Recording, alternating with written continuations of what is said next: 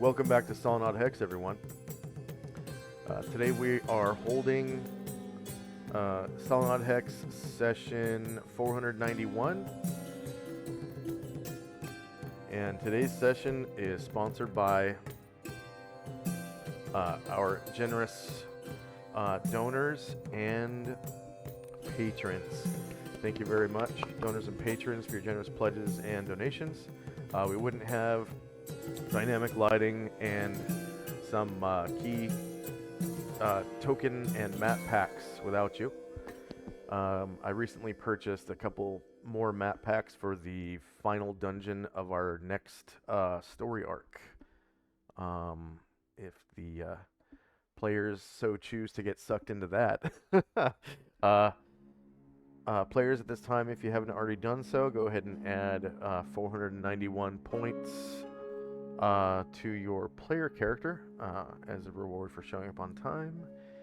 And when last we left the Order of the Superior Star, they were in Adria, in the Shidehai sewer, and they were about to leave the Shidehai sewer. They're currently parleying with a dragon named Chong, a rather large Adrian-style dragon, the wingless, snaky-like style of dragon.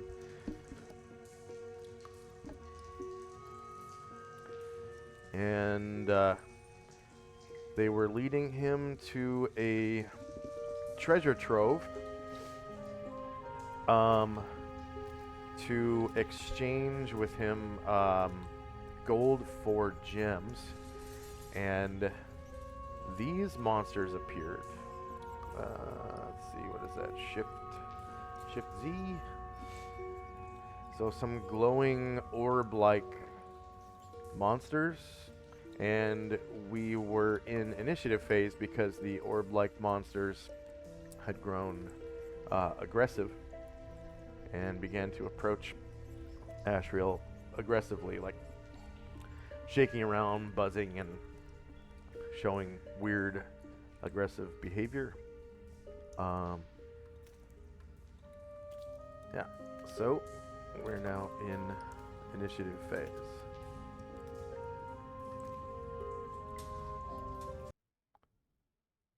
Combat Adria, not regular.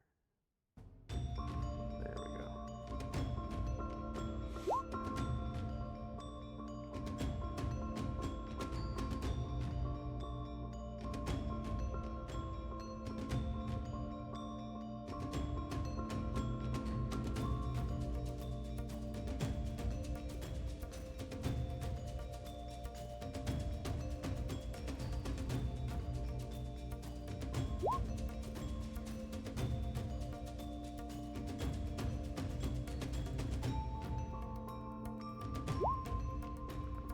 And you guys have faced these before, but it was a really long time ago, out of game, but in game I think it was just like maybe a month or so ago, before, like right before you entered the archaeological complex. These are Shinengaki.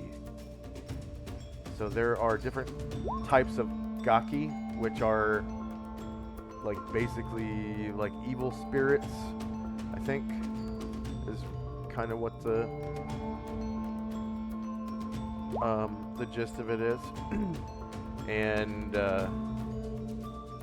these are, you know, from your experience with them before, that these are regenerating creatures, and they also have weapon immunity up to +2.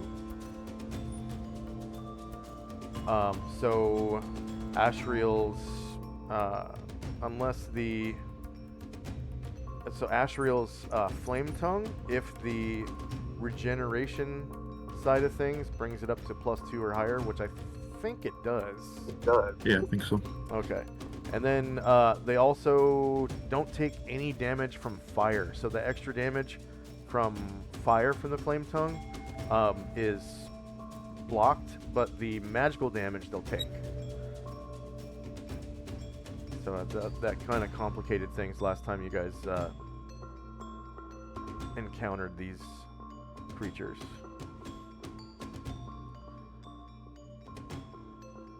And then if anyone needs multiple attacks, go ahead and let me know.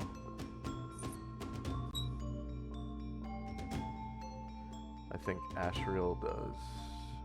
Yeah, Ashriel will. Okay.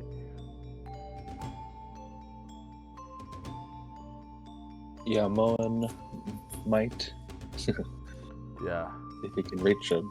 Yeah. It's just like a hop, skip, and a jump down into the water. And falling into water, you won't take damage. Like, he can literally just walk off the edge. And the water looks like it's the same depth as the other places. It's like knee deep to medium creatures. Okay. So, okay. He currently can't see them. Okay. Because like he's human, he doesn't have infravision. His light source only goes down, out to about here. He does see the angry gaze of Ashriel, I'm sure. Yeah, and plus, Ashriel would be like, "Look, there's enemies and stuff like that." So everyone's aware that everyone's in combat. So control you. There's one for Ashriel. There's one for Moen. Oh, and I did install Solynod's new token. So.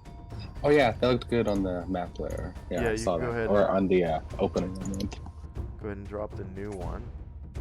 I think it's way down at the bottom of the journal. And actually, I'm at it right now, so I'll drop it for you. Oh, nice. Thank you. And then you can roll initiative for the new token. I think he was like facing that way. Yeah, that looks good.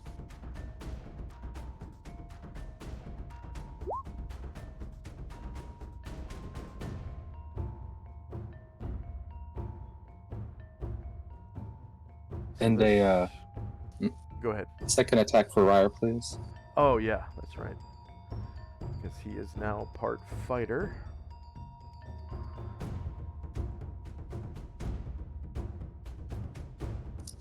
Via limited wish, I think. Yeah. And let's see what this dragon has.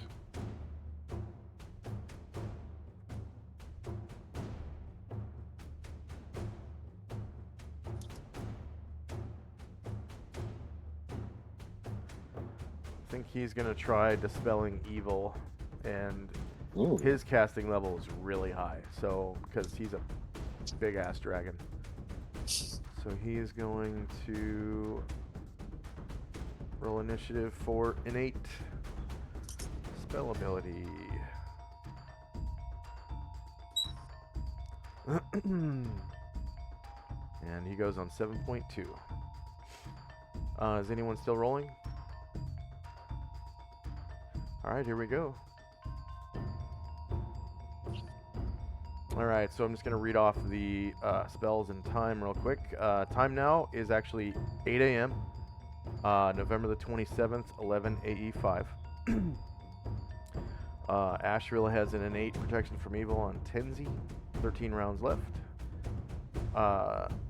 And protection from evil on Sakakibuma Kyokai, 13 rounds left. Shandrak has a staff cast protection from evil on Ryer, 12 rounds left. And on Chai-Yai, 11 rounds left. And on himself, 10 rounds left. Ryer's rally +1 to hit has 10 rounds left. Is Chai-Yai still summoning an air elemental? Yep. Okay, so she has 1 round left of casting. Red dot 1 is Tenzi's Crown of Cold. And it has 1 round left. I think he cast that a while ago, so. I don't know what 300 is. That might have been something I was testing. And then,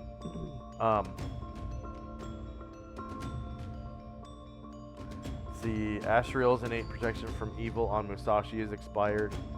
So Shandrak is not enlarged right now. Asriel's innate protection from evil on Lao Tzu has run out. And then Shandrak's staff cast enlarge on Zalman has run out. As well as on Erdrin. Erdrin, so Erdrin is not enlarged. And the enlarge on Asriel is expired as well, it looks like.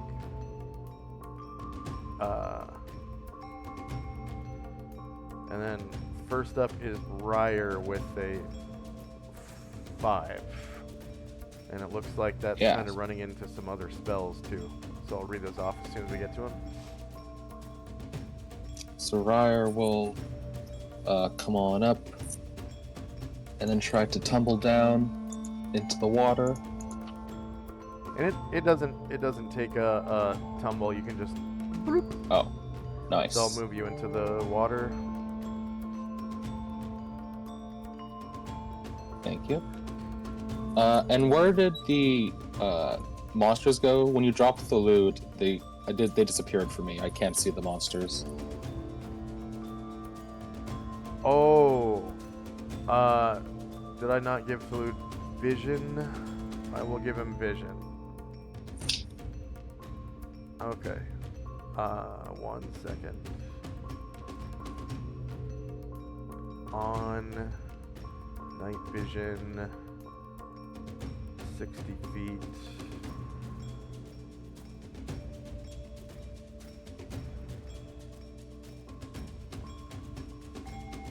Okay, can you see them now? Oh, yes, thank you. Yeah. Okay, and all right. 1 second, let me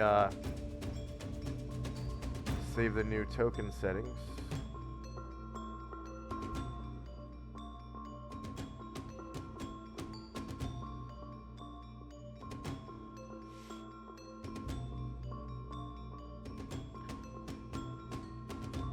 Okay, go ahead. Yeah, so Ryer will full move, end up south of the treasure and Ashriel, and he's gonna wait and hold his attack if those things fly up to him. Alright. So Ryer kind of like splashes down into the water and runs across, slogging through the knee-deep water and gets to there.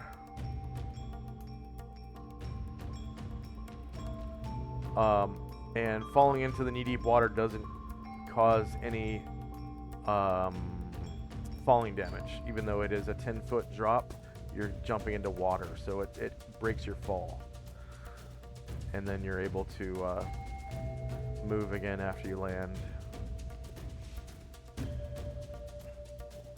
And then,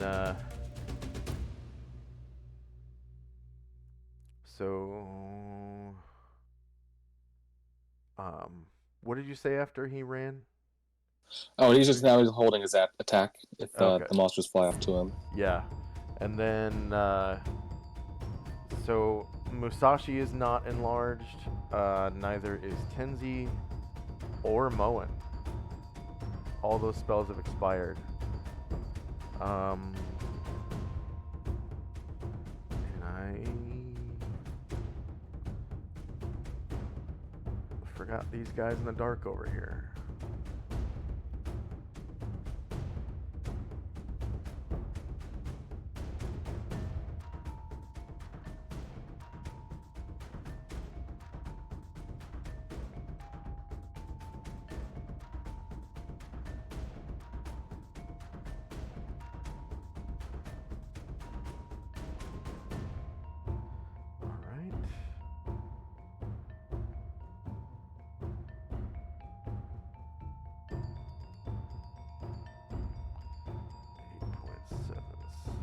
So he goes right after Moen.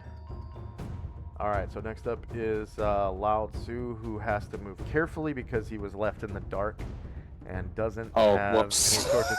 No, that's fine. I completely forgot to move him. So he makes a half move, walking carefully through the dark with his hand up against the wall so as not to fall into the water. His half move is rounded down, of course, because he is on the player character side. So I think that's 10, 9, 8, 7. Well, let's see.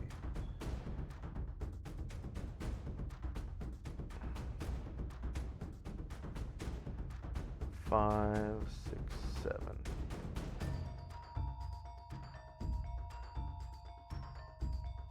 Weird. Do I have this map set up to that stupid diagonal rule?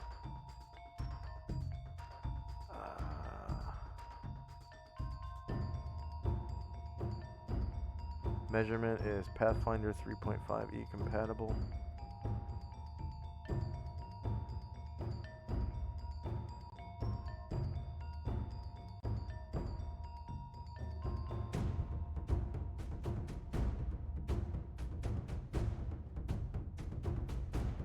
Oh, okay. Yeah, diagonals are diagonals. All right.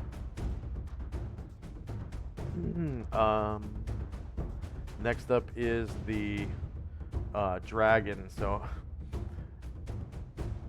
it says like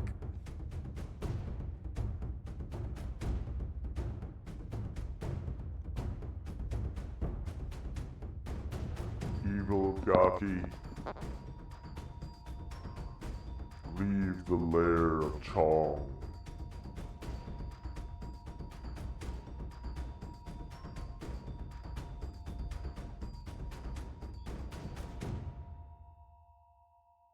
and he tries to dispel them.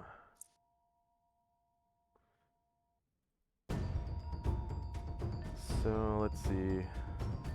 19th level.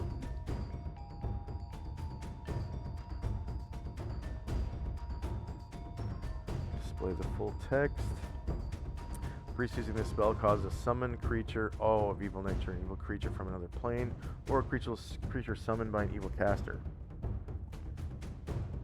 Okay, so it doesn't do that.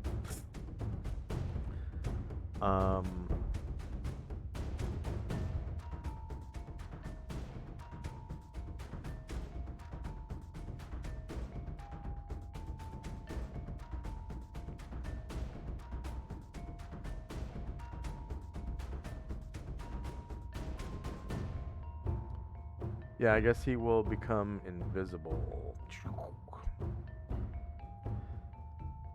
So he kind of disappears from sight. Mad Moen. That's a big invisible boy. Yeah. Alright, he will take a step into the water. All right.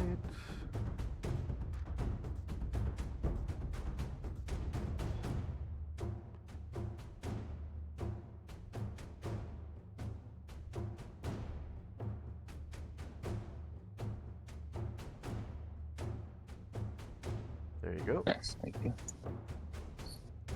Then 1, 2, 3, 7. And quick shout out to Thaco Tuesday. Thank you so much for subbing with Prime. They've subbed for 24 months. I really appreciate that. 2 years straight. Thank you so much, Thaco Tuesday. That's awesome. He'll end up there. And he's not enlarged, but he's still got his normal reach. Yeah. Yeah. Which should be 5 feet, I think. It's 10 feet with the axe. Oh, okay. No, it's 1 square. Let me...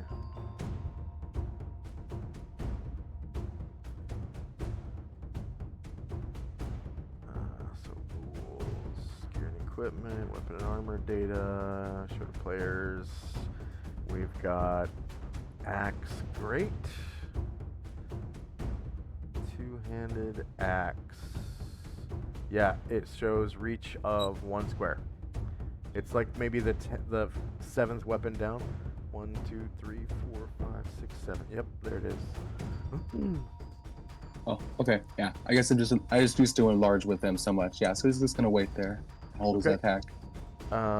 Next up is Sakaki Buma, who is going to feel for the wall and move carefully at half his normal rate,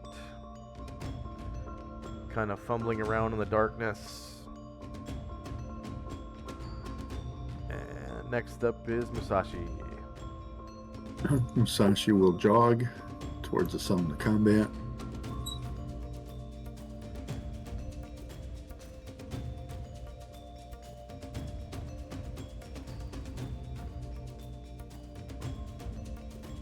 And that'll be it for him.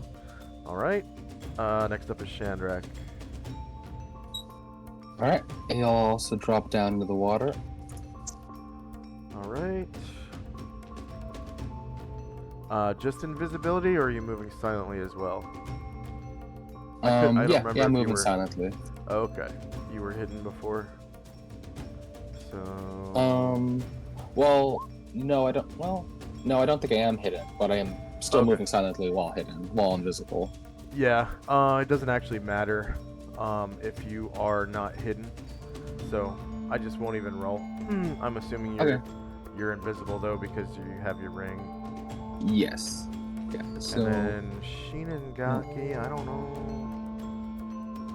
I think they're, yeah. I don't think they have enough hit dice to be able to see invisible creatures. So he's gonna come up kind of north of the one next to Moen. Alright. I'm just gonna try to get a normal attack at him because yeah, this is some spirit thing. Yeah. It resembles a hovering ball of fire. Its flame can be different colors. A dark spot near the center of the fireball's surface serves as its eye. And the creature has no other notable features. So it kind of looks like a will-o'-the-wisp, sort of. Oh, Agaki is a ghost. Okay. Okay, that makes sense. Alright, so the Shinengaki is shieldless. -9 beats AC 0, and I think they're small. Let me check. They're medium. They're 5 feet in diameter. So I probably should have made the tokens a little bigger, but... and you cause 12 damage to the one in front, becoming visible, and it survives. -12.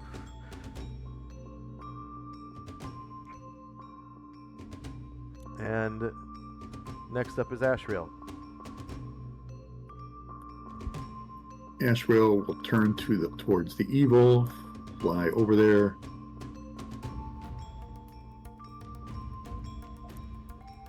And turn again.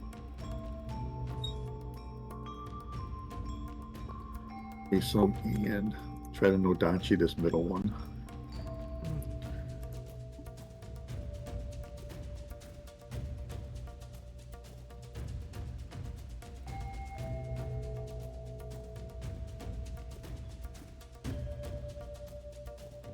I don't think he's enlarged. No, it's not. Okay. They are shieldless. And again, hitting -9. Wow. Beats AC 0. You cause 15 damage to the one in the middle. And it survives. -15. Turn. Alright.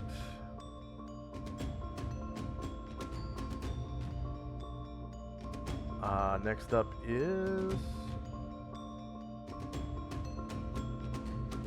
one of the Shinengaki. It's the one in front. It's going to try to reach out and touch someone. It looks like Shandrak is not protected by Stone Skin currently.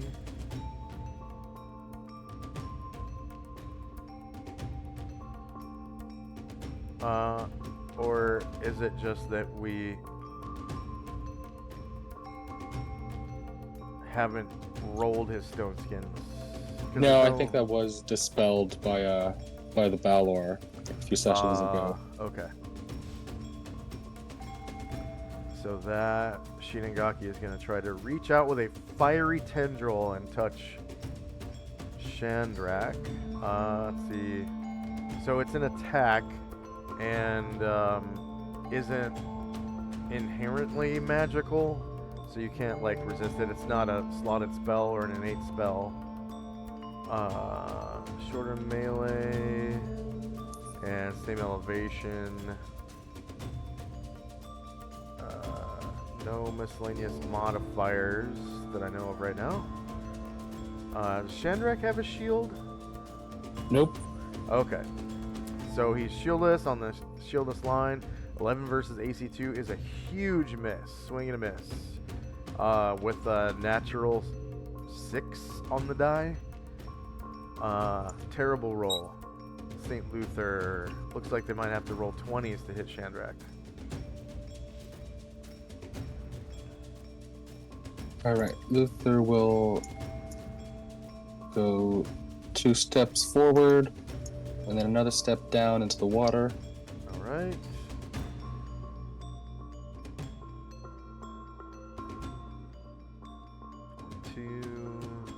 One, two. And let's see.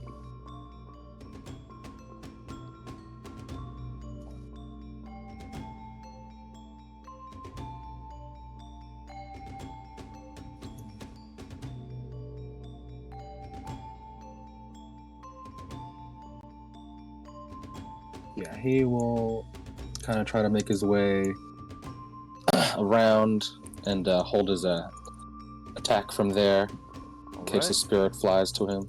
Yeah. And I guess these are technically undead, so he would know that. He just kind of senses it.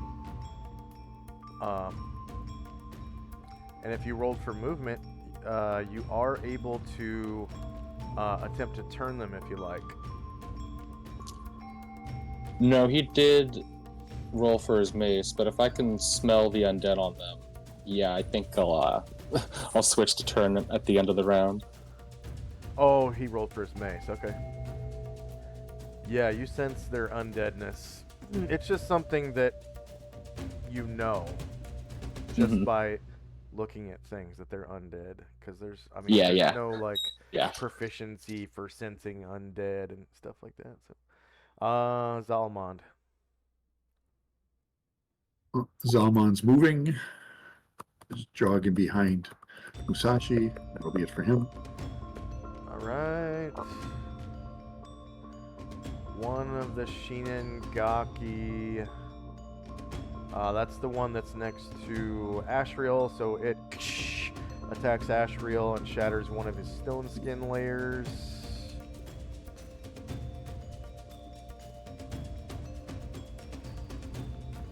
And would they be able to affect him? oh yeah, he did. Yeah, he attacked that one. That's the one that he attacked. Well, because of weapon immunity. Well, they can certainly shatter stone skin layers. Okay. But maybe not, do damage to him. And then this next one. So technically, he did not attack this one, and it tries to reach out and attack him, and is blocked by his protection. He has innate protection from evil on at all times, right? Yep. Okay. Yes. So yeah, that attack is completely blocked. Tenzi. Tenzi just rolled for movement, so he's going to move out. Move into the water. And you just kind of splash down. Splash! And at knee height, the water doesn't, slow you down.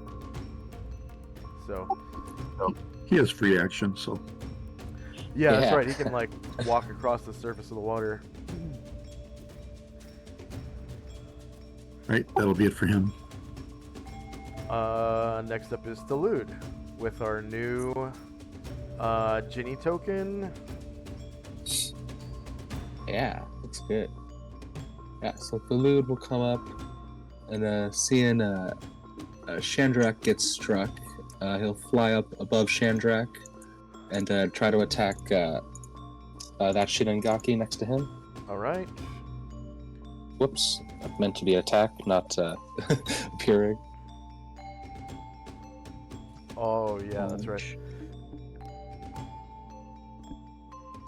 I could probably just delete that off of the character sheet abilities. And there's no special attack, and I don't think they have magic resistance, so I'll just delete that too.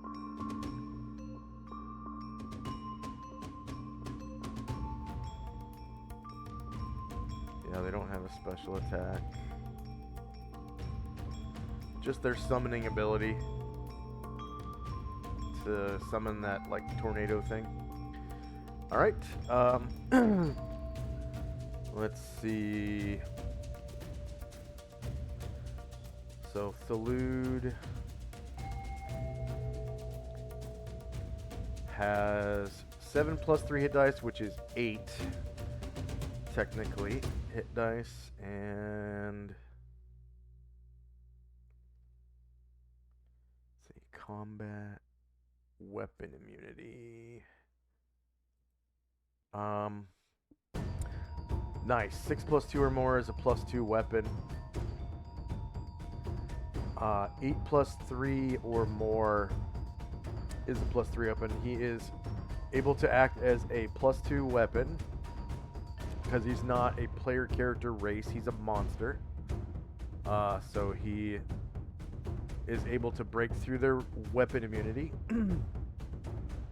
And they are shieldless. On the shieldless line, -4 beats AC 4. He causes 12 damage to this Shinengaki. Go ahead and describe how you kill it. So Solynod flies over by Shandrak and flies above him, and then sends his fist towards that eye-shaped central glowing mask, and it like when he hits it, it like whooshes out like a candle. And it passes away. Airdrin. Erdrin will take a step behind this pillar and hide in shadows. Okay. Checks. Do skill. Hide shadows.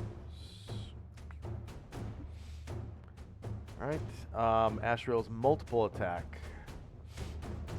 Yeah, but I messed it up. It shouldn't be there. And it's supposed to be 110, 59, not. Oh. Yeah. Are you able to see that line on the tracker? Yeah, let me see if Okay. I can change it.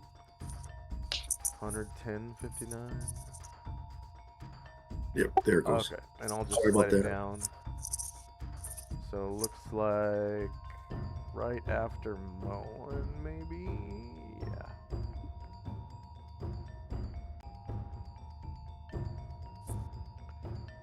Okay. And then 23 rounds ago, Asriel's innate protection from evil on Luther expired. Huh.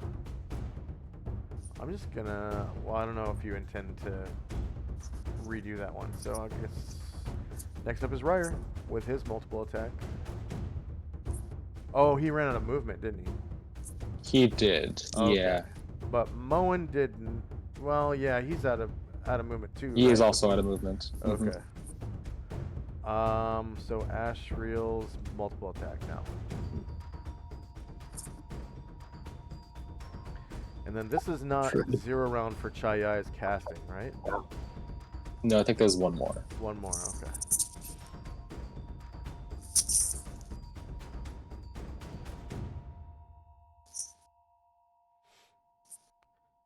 And I'm assuming you are attacking the same one you attacked before? That is true. So shieldless line, 0 versus AC 0 hits, and you cause 9 more damage, killing it. Go and describe how you do so. He just brings the blade down right in the middle of it. Nice. And it like whooshes through it and blows it out like a candle. Chai is still casting, so end of round. And let's see if they have a morale score. I think they do. Let's see. I'm gonna roll morale just to maybe save you guys some time here, because it kind of makes sense. It's like this party is getting annihilated. Yeah, it seemingly surrenders, so it kind of like dims and hovers low over the water's surface, and its fire turns yellow. If I have, let's see.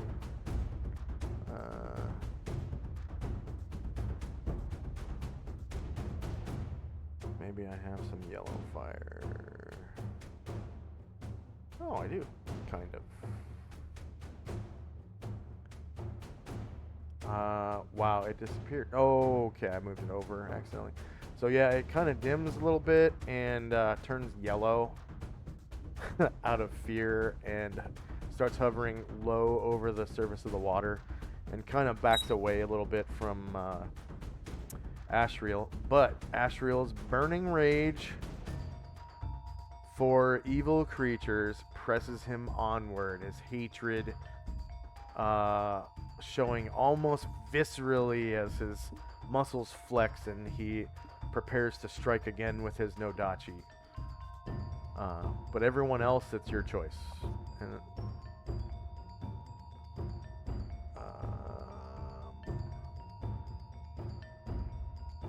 so we're now in initiative phase because Ashriel does have to fight.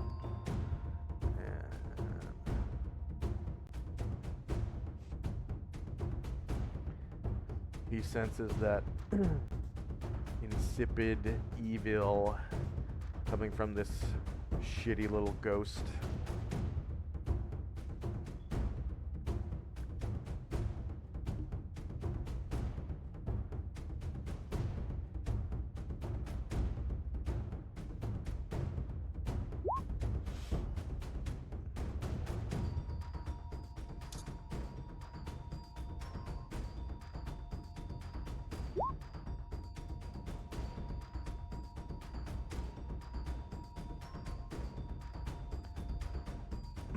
As he gazes into it, its evil is like almost infinitesimally small. Did I pronounce that correctly?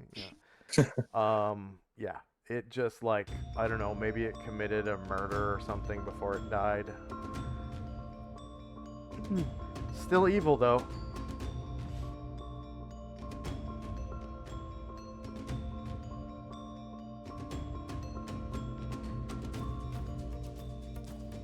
Ashriel is used to slaying demons and devils and shit, and here's this little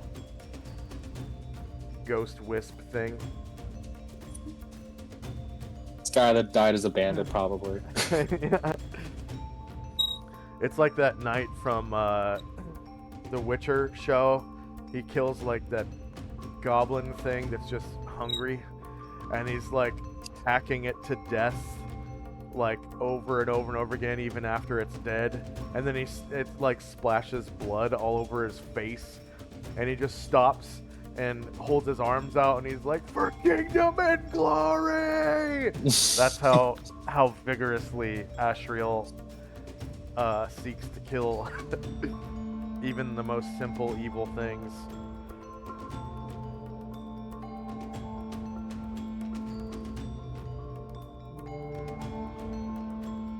Foul creature, I strike at the heart of thee. Return to the abyss from whence you came.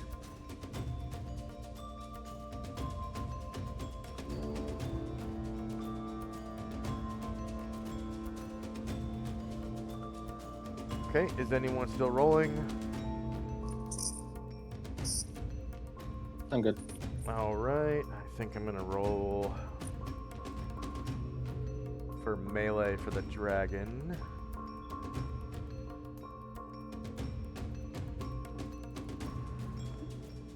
Alright, here we go. So we got all those spells in time.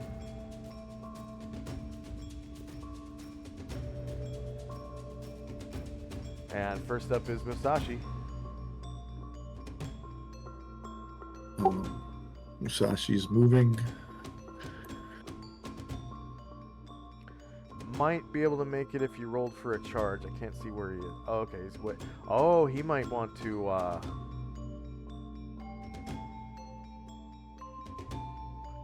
He might want to sprint. Yeah, he's trying to jog. I'm getting stuck here in this corner. Oh. Let me check the lighting.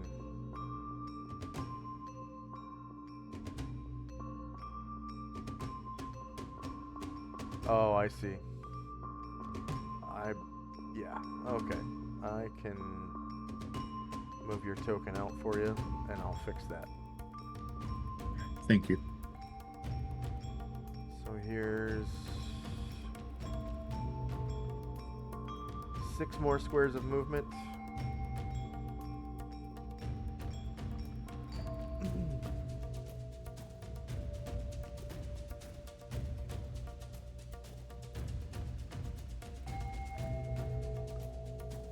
Oh, looks like I tried to redo that a couple of times.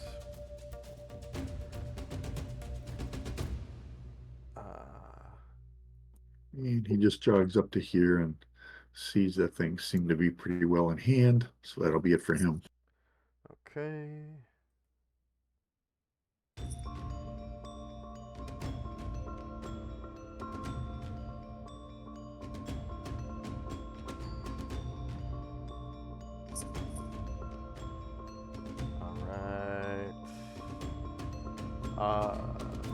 St. Luther.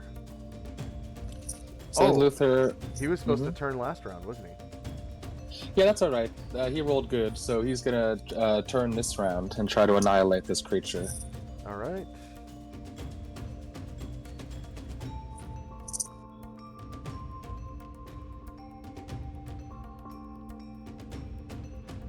Probably gonna blast it out of existence. Just saying. Okay.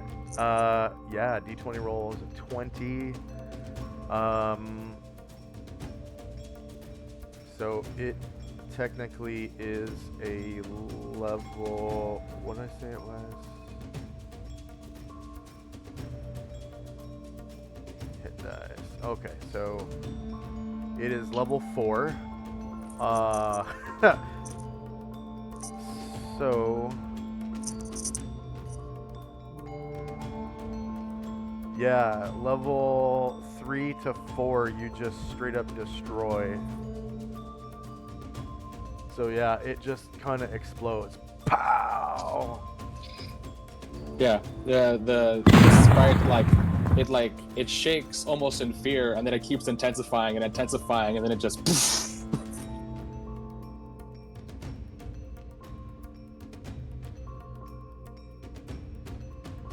And combat is over.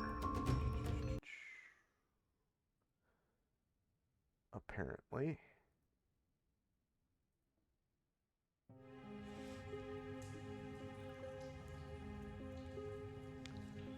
Okay, so we got 3 Shinengaki. And of course, they're pretty weak. So that was a random encounter, because I rolled a dungeon check, and that came up. So they're worth 1,400 points each.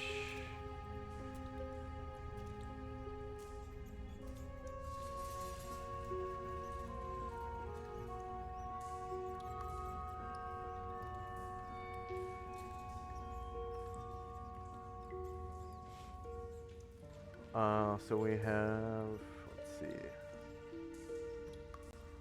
Whoops. Chat log, show on one page.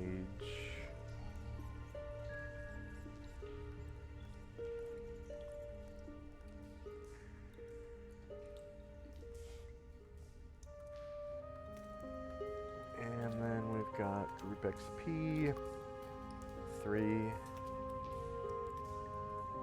Sheenan, whoops. Sheenan, Gaki, 1400.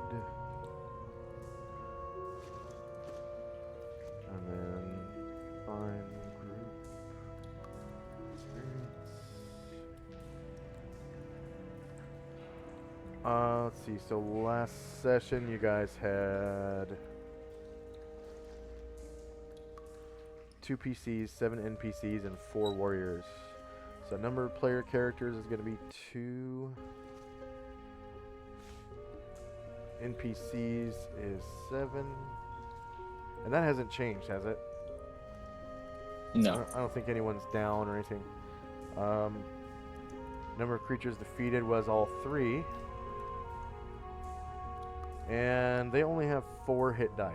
It's like, yeah. Number of warriors and bards in the party was 4. Alright. Just a pittance, but that might count pretty well for the warriors. I don't know. 30 per warrior level. If you got, you know, a 10th level warrior or something, that's an extra 300 or so. Alright, and I guess I'll run all the NPCs on Lao Tzu's initiative, so the NPCs are up next.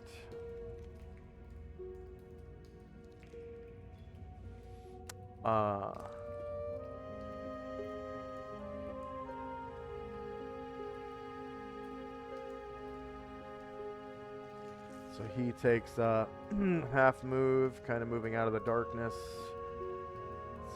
It's, 7 squares for him. And, you know, they kind of call out, like, what a relief. And then, I think it's 6 squares for the Yakuza. And then the ninja, of course, are not showing themselves just quite yet.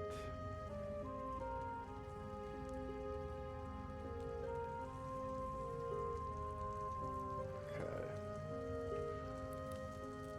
I guess I'll just I'll keep these counters on the tracker for now, because I'm sure you guys will overwrite them.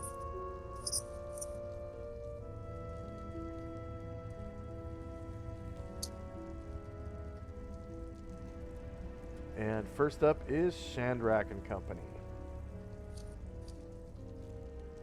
Okay. Oh, and the dragon becomes visible.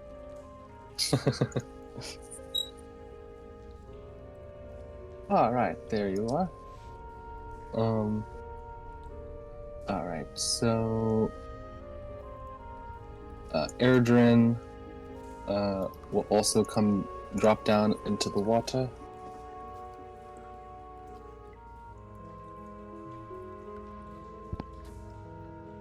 Alright.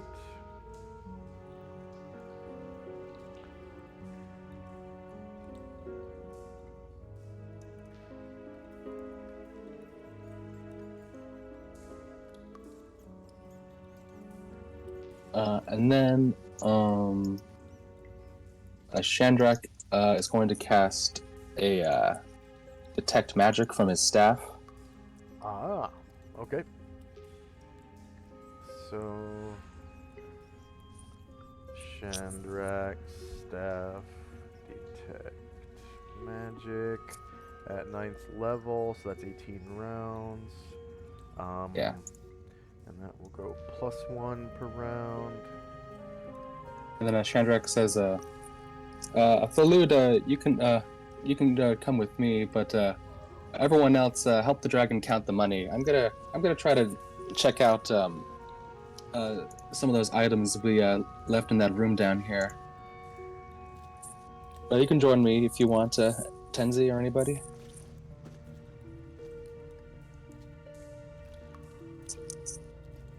And Oh, that was your voice. I think it echoed through Tenzi's mic. oh, that was strange. Yeah. Okay. It sounded like me. Okay, yeah. So with that, Moen, Luther, Ryer, and Erdrin, so that's 4 people, are gonna count this gold this round. Okay, so you got 400 GP and counting. And Chandrak will ask Thalud to help give him a lift over to that room we fought the samurai in. All right, and he just says, "Your wish is my command," and he lifts you up onto the tile surface.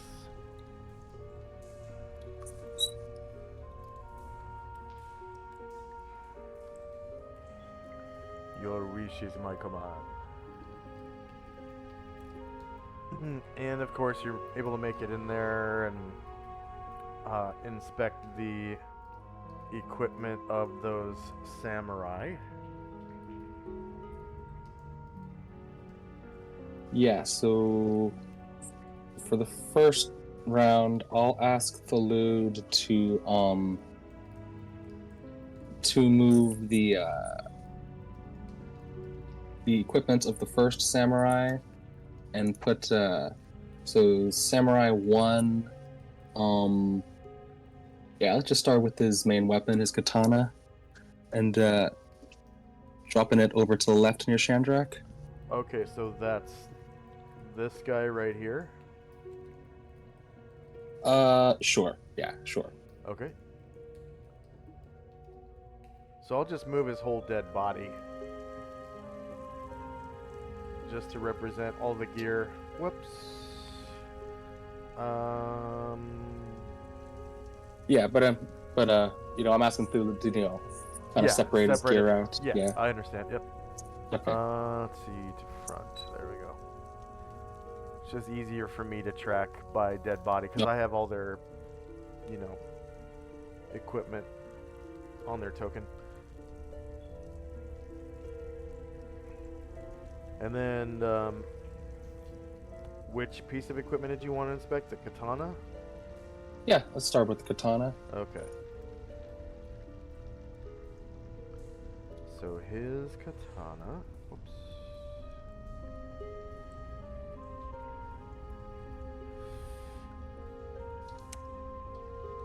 All right. So, oh, nice.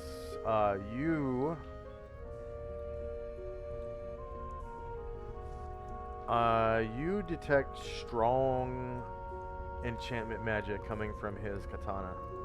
Ooh. Yeah, and Okay. this is the guy that has the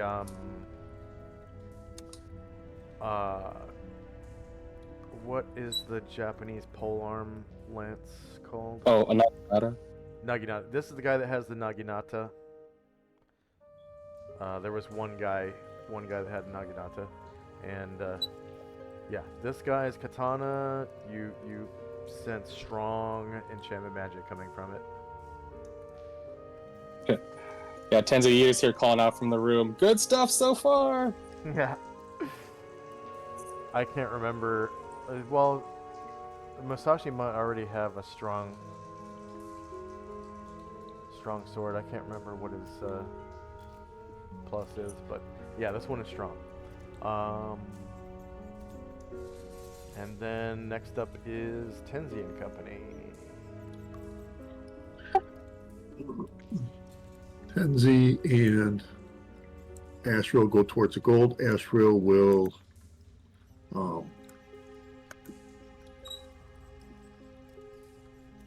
innately cast protection from evil on Luther, and then he'll go to count gold. Okay. Luther.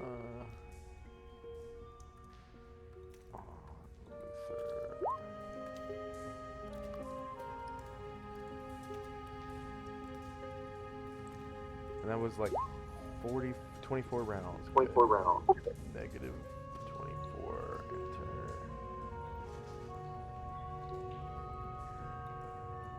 Okay, and is Tenzi also counting? He is, yeah. And those are the only two in your group that are counting? Yeah, Okay. Musashi's going to kind of guard the doorway by Shandrak to make sure he's safe. Zalman's going to stay over and watch the other hallway because they don't want to go in the water. Yeah. It is pretty scummy water. There's like poo floating around every once in a while. So Chong is also going to help count. So that is 700 GP so far. Because 2 from Tenzi's group and Chong, and I completely forgot about Chong before. 700 and counting.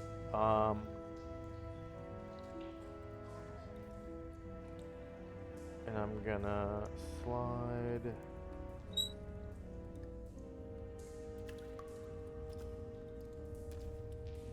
Ashriel's new spell line down. There we go.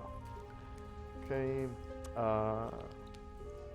Now Chai Yai finishes casting. Oh, she didn't move, right? Nope. Okay. What was she casting? Conjure Air Elemental. Okay, so an air elemental appears within range. Where did she want it to appear? She'll just have it appear next to her. Okay, and then what level air elemental did she roll? Oh, that's a good question. I have to go back in the chat for that.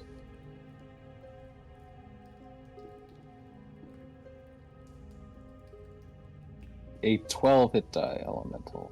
12 hit dice.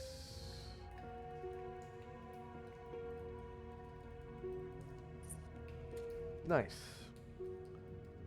12 hit dice already. Sweet. And then I will give you... Yep, you can control it already. Nice. So you said next to her? You want it to appear next to her? Yeah. Okay. And I'll just remove her from the tracker now. And then... what was the duration? 120 rounds. Okay.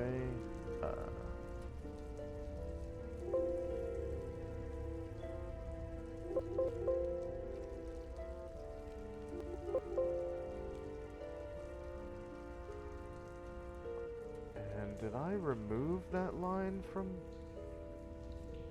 the tracker? No. Try summon air. Okay. 112 rounds, you said? 20. 120.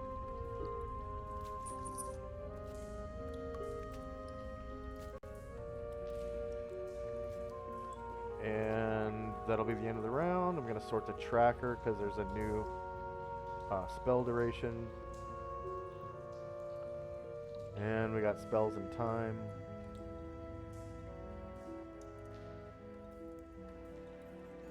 And Crown of Cold is now defunct on Tenzi, so you can remove his red dot. And then that strength arm, the arm strength symbol, is that a strength boost from something or a strength deficit? I think that was from Enlarge. Yeah. Oh, from enlarge. Okay. And I don't remember if he was still enlarged. I think everyone's not enlarged right now Okay. because we're trying to squeeze through some pipes soon. Yeah. So. Whoops. The NPCs will act now. So let's see. Chong counts another 100 gold. So now you're at.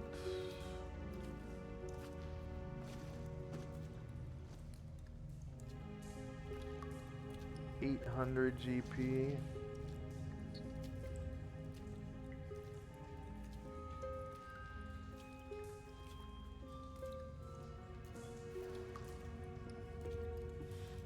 And both Lao Tzu and Sakaki Buma are in the light now, so they take full. Oh, wait, no. I'm guessing this is the samurai's necklace.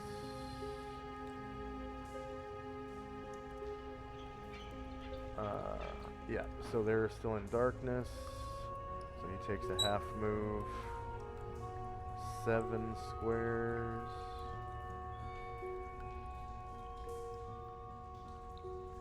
And then Kyokai takes 6.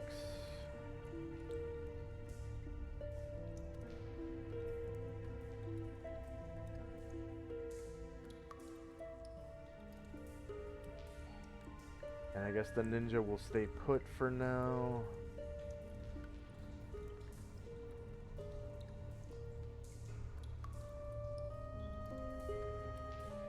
Then Shandrak and Company. Okay, so that one, you said this samurai also had a naginata, so I guess they'll detect magic on that.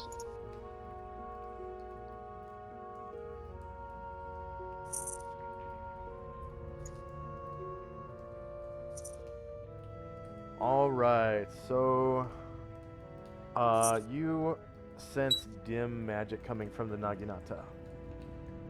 Okay.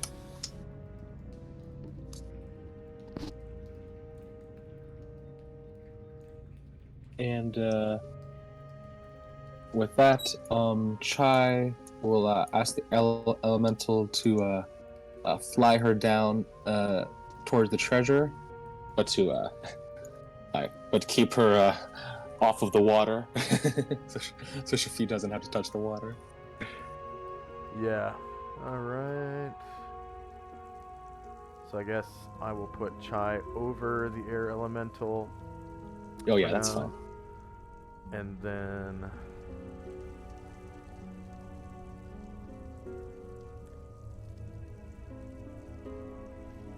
it takes her sort of over the water. Nice. And she will fly up next to Tenzi, and so we'll have 1, 2, 3, 4, 5 people counting. So she'll need to get down into the water and actually touch the gold to count it, just because it is, piled up or whatever. She can't be like floating like 5 feet off the ground and and count it. No. Okay, she'll do that. In order to be counted, it kind of needs to be handled to, at least like stack it up into piles of 10 or something, so that it's kind of segregated from the rest of the stuff that hasn't been counted. So the air elemental puts her down. Bloop.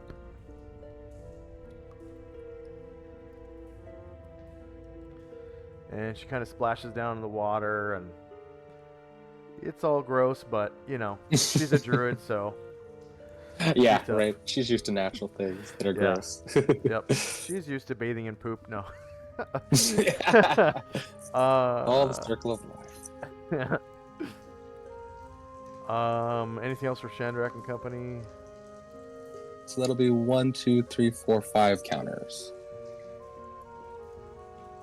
Oh, yeah, that's right. So 1,300 GP and counting. And next up is Tenzi and Company.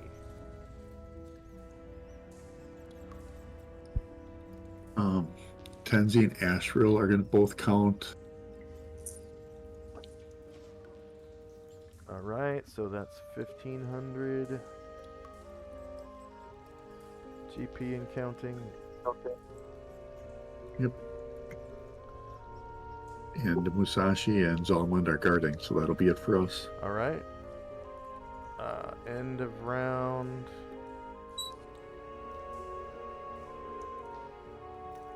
Time now is 4 past the hour.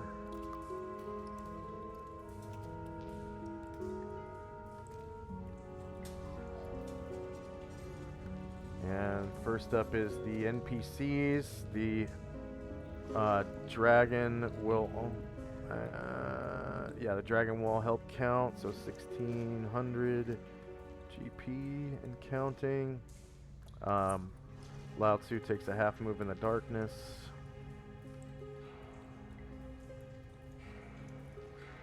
And comes out into the light of Musashi's necklace. Kyokai will do the same. Not quite making it into the light. First up is Chandrak and Company. 5 more counters. 2100 GP and counting. And what else is on this samurai? There was armor and anything else? I think there was Kote. Let's see.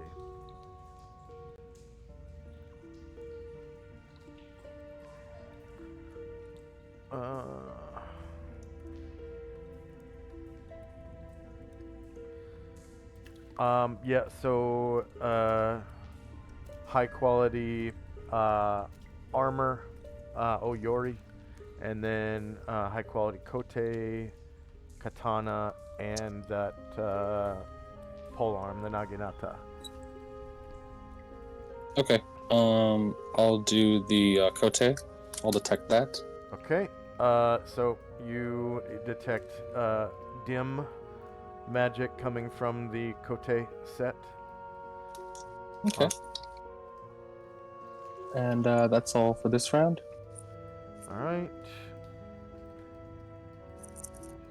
Hopefully by the end of this story arc, Musashi will have perfect armor and Kote and katana. That would be pretty cool. Let's see. Next up is Tenzi and Company. 2 people counting and 2 people guarding. 2300 GP.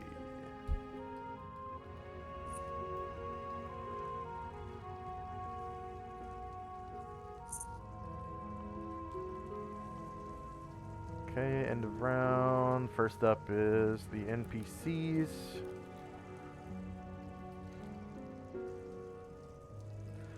So Lao Tzu is like, oh, we are counting gold. And he just kind of splashes down into that dirty water and comes over here to the group.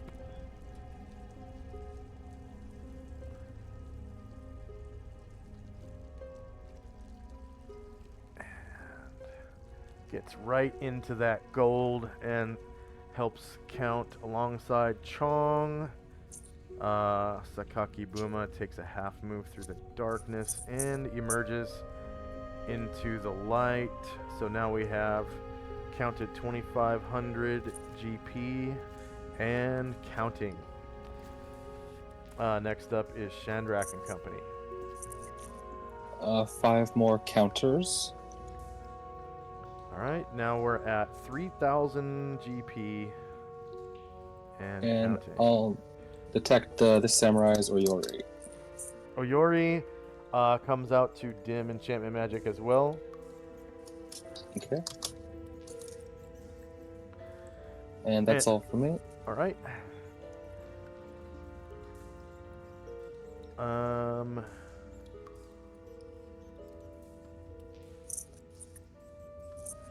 Next up we have Tenzi and Company. 2 counters and 2 people guarding. 3200 GP and counting.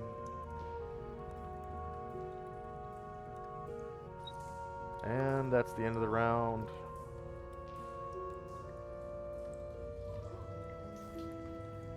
And first up is, of course, the NPCs. Sakaki Buma jumps down into the water, taking a full move to the edge of the gold and starts counting. His movement rate being 12, outside of combat 24. He's able to get there no problem, and there's three counters right there. So now we're at 3,500 GP and counting. And next up is Chandrak with 5 counters, correct? Yep. So we're at 4,000 GP and counting. And Chandrik will ask the Lud, please get this samurai next and move his items up around for me. So he moves the samurai's items over here against the wall for you. Whoops. That rug. So let's see. 2 front. Up against the wall right there. And you're able to get a good reading. And what does he have on him? So he had that high quality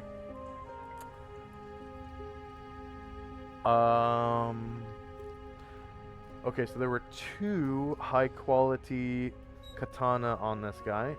He had the high quality Oyori, and then he also had a potion.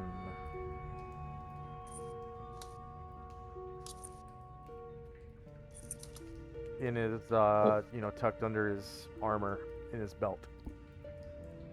So that was the Oyori, 2 katana, and a potion? Yes. And this was the guy that had that, the katana that had the, like, reptilian monsters engraved onto the blade. Oh, yeah. Yeah, I'll detect that one first. Okay. So that one detects as dim, Okay.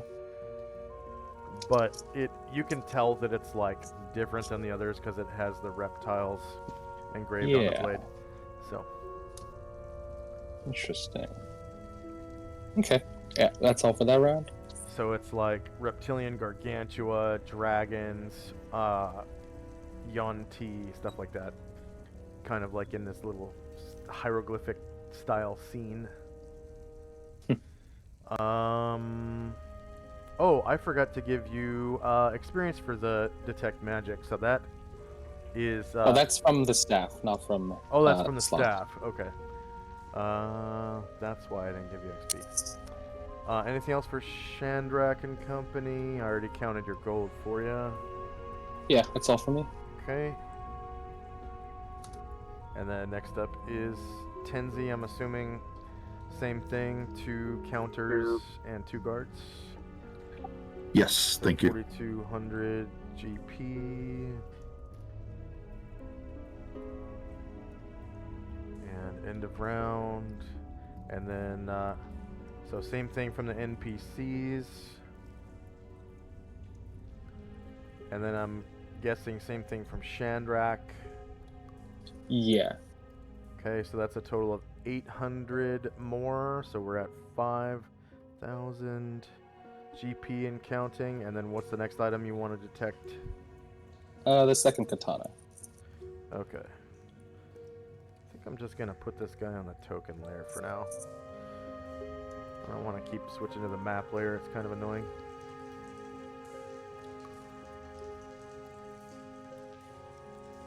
So the second katana, could you roll detect magic once again for me? Yeah. Because I forget the nomenclature.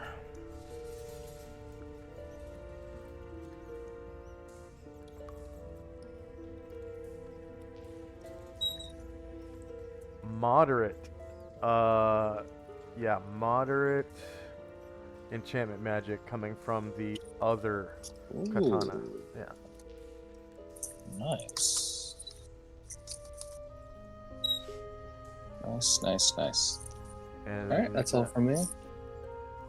that round, Tenzi, so 2 more counters and 2 more guards. So now we're at 5,200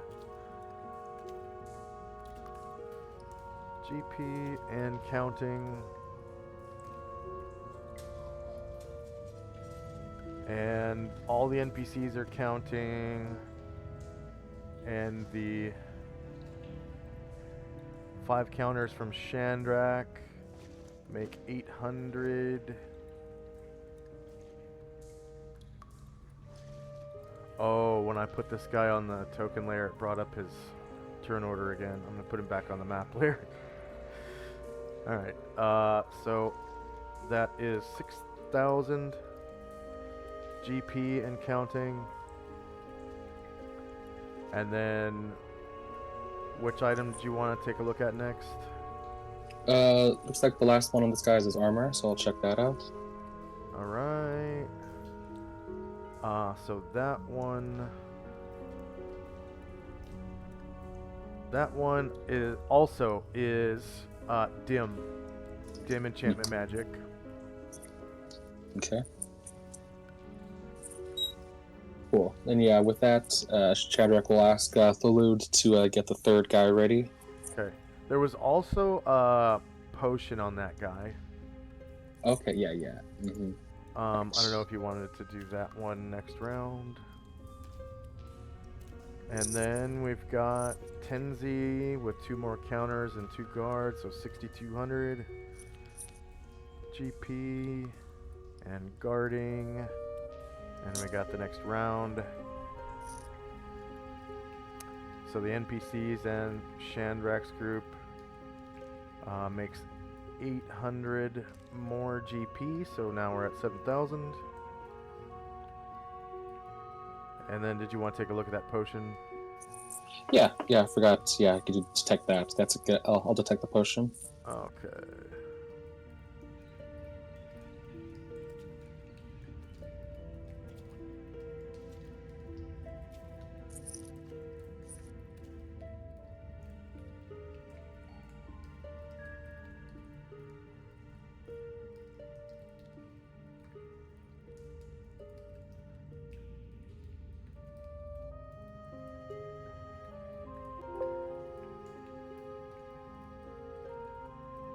Uh,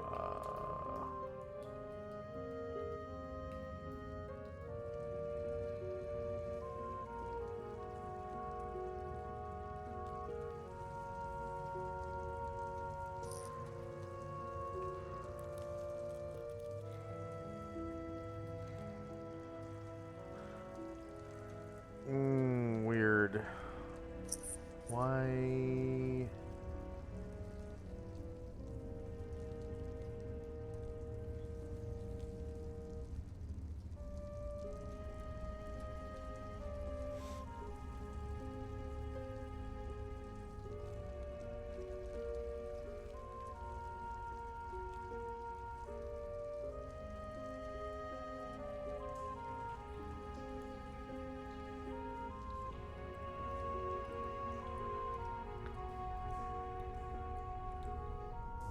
Oh yeah, alphabetical order. Okay. Is that actually on the list?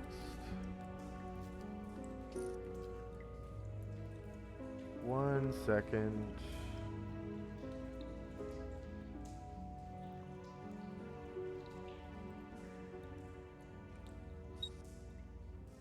Huh.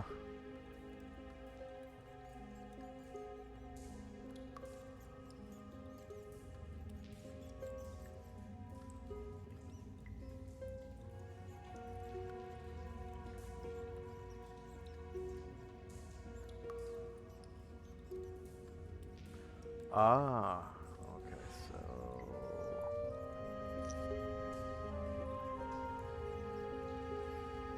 I'm gonna say that is faint,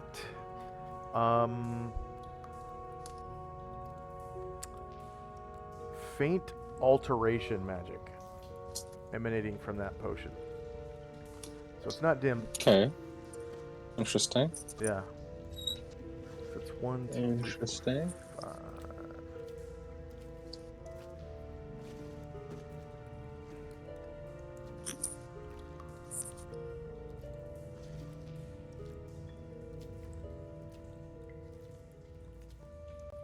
All right. Yeah, should be all for me then. And Tenzi and Company with 2 counters and 2 guards. Yes. Okay, so 7,200 GP.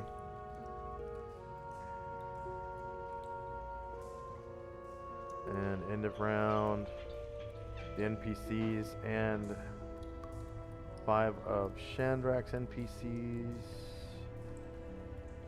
counting, make 8,000 GP. And counting. And then you wanted to look at the 3rd samurai. Yeah. Let's look at his Oriori. To front. So Thalud drags him over.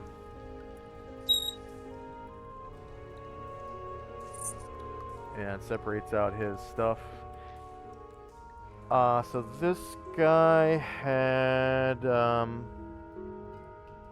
the high quality items that he had were the Oyori, another set of kote, another katana, a tanto, and a potion. And you're looking at the Oyori, and it is emanating dim enchantment magic. Okay.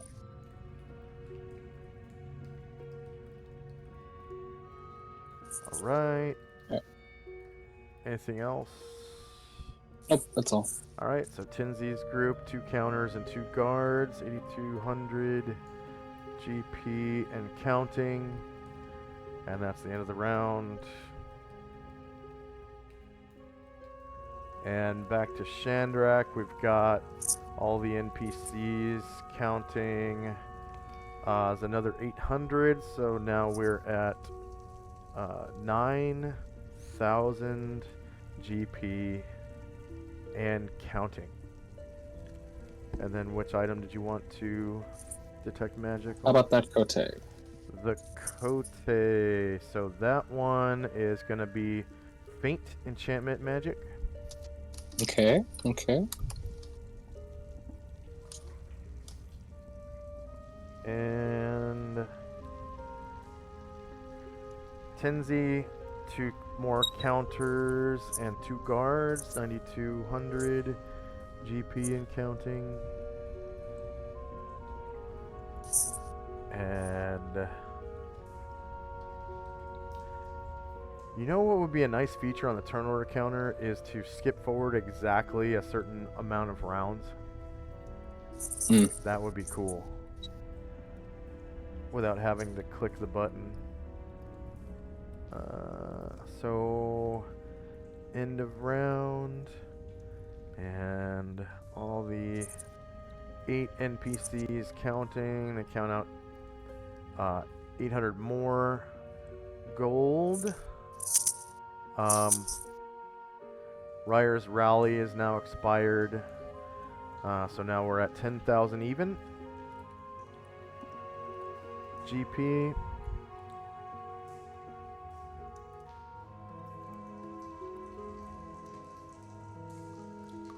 That's not 100, 1,000, 10,000 GP. Okay.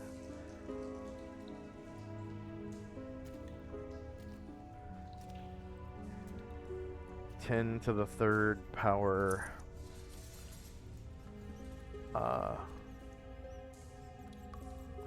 And then, which item did you want to inspect next with your detect magic spell? His katana. All right, so that one is gonna be moderate enchantment Okay. coming from that katana. Nice. And end of round. Oh no, sorry. Tenzi with 2 more counters, so that's 10,200 GP and counting. And then that's the end of the round. And 8 NPCs count. And we're back to Shandrak, so that's 11,000 even. Alright, how about this potion? Alright.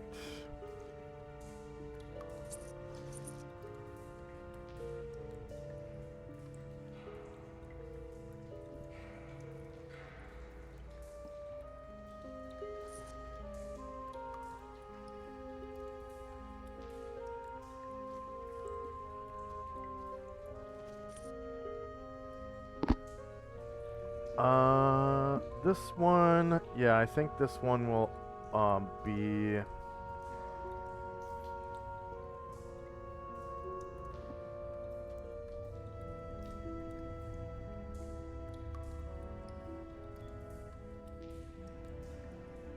probably like moderate divination.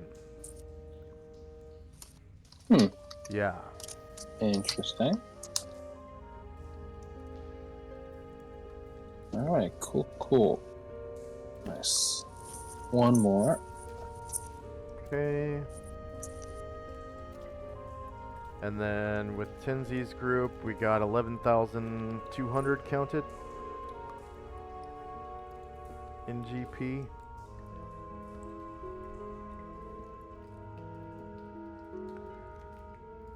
And 2 people guarding. End of round. So with 8 NPCs, we are back to Shandrak and 12,000 GP. What else was left on this guy? There was a Tonto, Okay, yeah. Detect on that. and it detects as dim enchantment magic. Okay. Alright. Okay. So do you guys want to... That was the last item. Do you want to join in on counting now? So I actually was thinking of so there's a lot of gold counted right now. I was thinking just asking the dragon if you wanted to, how many gems he had for trade, and maybe, just to trade what we got, because We could have him just count it and come back and get any difference as well.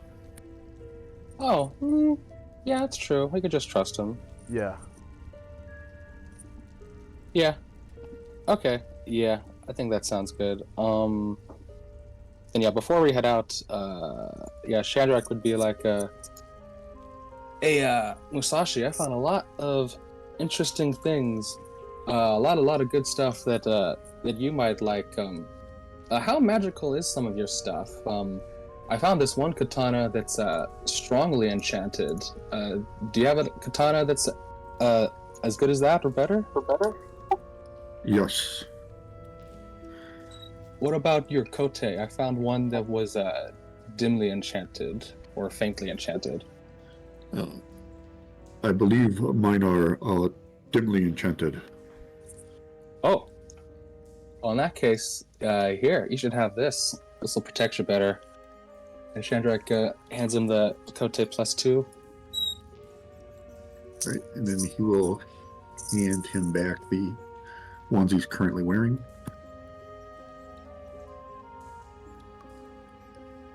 All right.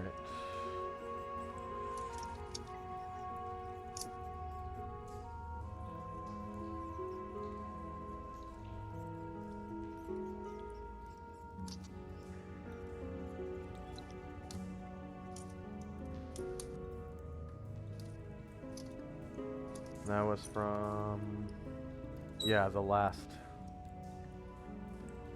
samurai.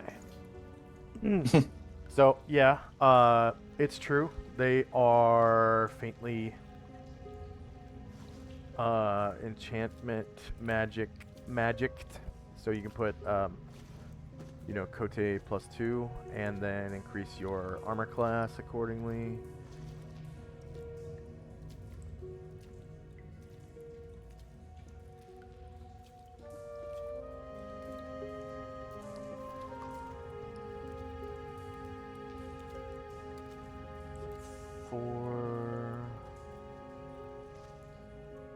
Oh yeah, and you have proficiency with shield. Very nice.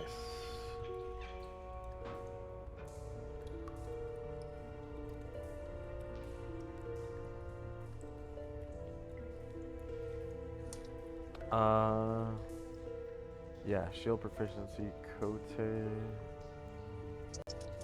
Okay. So I think that doubles the, because it's kind of like a buckler. So that's, let's see, splint mail is normally 4. And your defense adjustment is -4, so that brings you to 0. And then you've got 1 from Cote. And then 1 from Cote proficiency, and then it's +2, so that's 4. And then splint mail +2, that's 6. So yeah, -6. Nice. And then AC surprised is going to be your splint mail 4 plus your magic to 0. Yep. And then shieldless is going to be just your splint mail with your dex. So 4, 3, 2.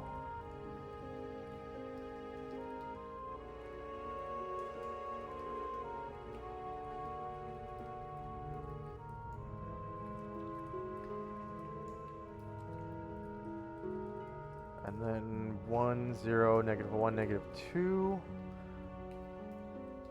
Shouldn't your shield list be -2, or am I counting that? What did I have? -4, -3. -3. Yeah.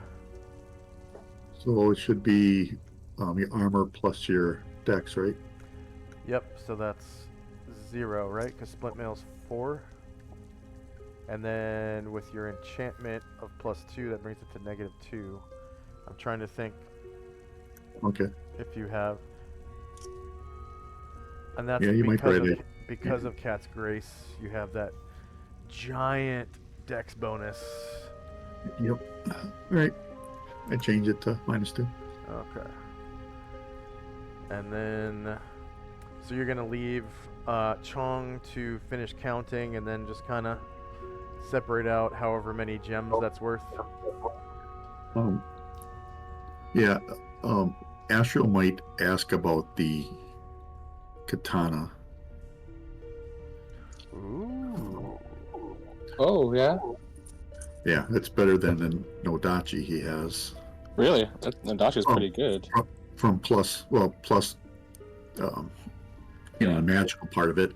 And then he can wield it two-handed or one-handed if he's enlarged. So That's true. So yeah.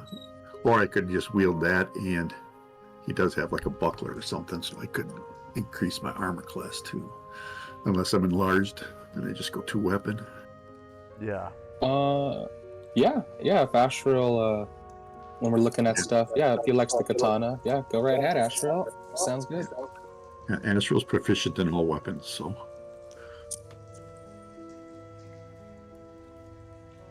Yeah, the first samurai has a katana that came out as strong enchantment when detected for magic. And so that comes out to a katana +4. So the enchantment on it is stronger. than the one on the Nodachi. And Yep. then the third samurai had the... Or was it the second? It was the third, okay. The kote that detected as faint, so given to Musashi.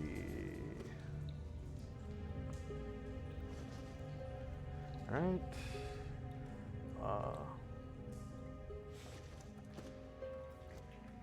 So Could we take a short break? yeah, I will set us up with a 3-minute commercial break, and we'll be back in 3. Thank you.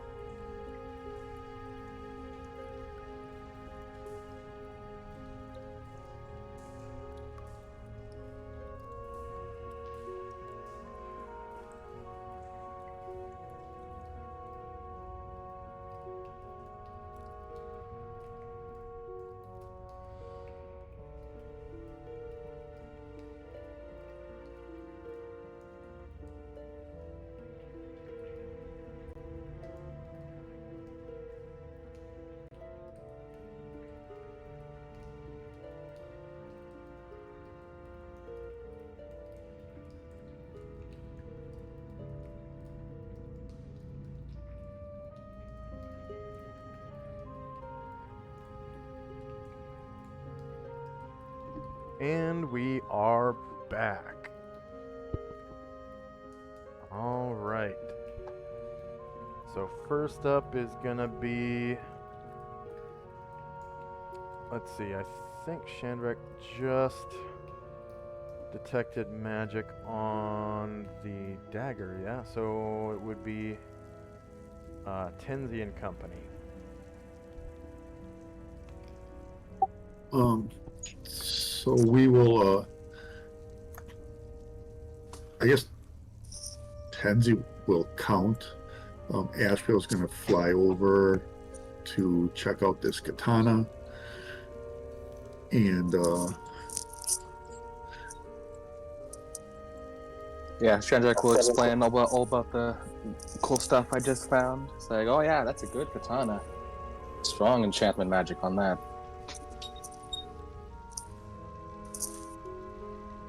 All right, so you can add to your sheet katana plus. I'm gonna move you into the room. Go ahead and add to your sheet katana plus 4. I believe that reduces the speed to 0 on the katana. Let's see, rules, weapons and armor data, show to players, and katana's in the sword section. So normally, yeah, katana is normally speed 4. So because this is a plus 4 katana, it reduces the speed to 0. And then one-handed, it's 1d10, 1d12, and two-handed, it's 2d6, 2d6. So you're going to need 2 separate lines. You already know that.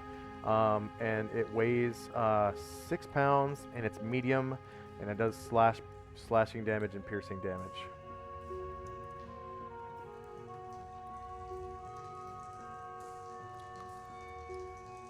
And then, of course, plus 4 to hit and damage from the magic. And reducing the speed to 0. So now you are super fast.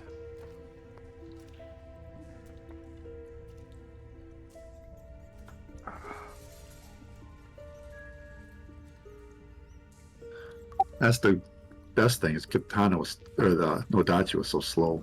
Yeah, yep. And of course, you know, a high master can, with some proficiencies and stuff, you know, reduce that pretty low. What was the speed on the Nodachi? 8. So yeah, if you have like a Nodachi plus 3 and you have high mastery and you have two-handed weapon style, you can reduce it. Well, actually, even a Nodachi plus 2, you can reduce it to 0, but I know you like to use it one-handed a lot because you're usually enlarged. Imagine a giant angel flying around cutting up people with a Nodachi with one hand and a flame tongue in the other. Yeah, it's cool. But now you've got that katana and are able to affect even stronger creatures with weapon immunity. I think plus 4 is the highest it goes, other than out of all the monsters I've ever seen, the Demi-Lich, I think, is the only one that requires plus 5. And that's the Lich that's so damn old, they're just a skull with, like, gem teeth. Demi-Lich. Yep. If you ever did the Gygax Tomb of Horrors, that's the big bad villain in there, is a Oh, Demi-Lich. jeez. Oh, a Sararak, I think is his name. Yeah, I don't remember now, but yeah. I think a Sararak appears in several different modules too, at least in 5th edition. Because I you know, when the Tomb of Horrors first came out for 5th edition, I kept hearing the name Sararak, Sararak. And I think he's in several different modules. from if I'm not mistaken, from Greyhawk. Yeah.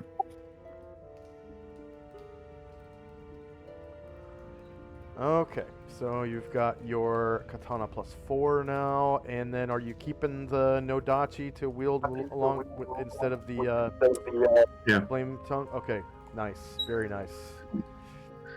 Yeah, it should be. And the other thing, if I'm not large, I can use my shield, so Yeah. that'll be good too. Anything else for Tenzi? Nope, that'll be it for us.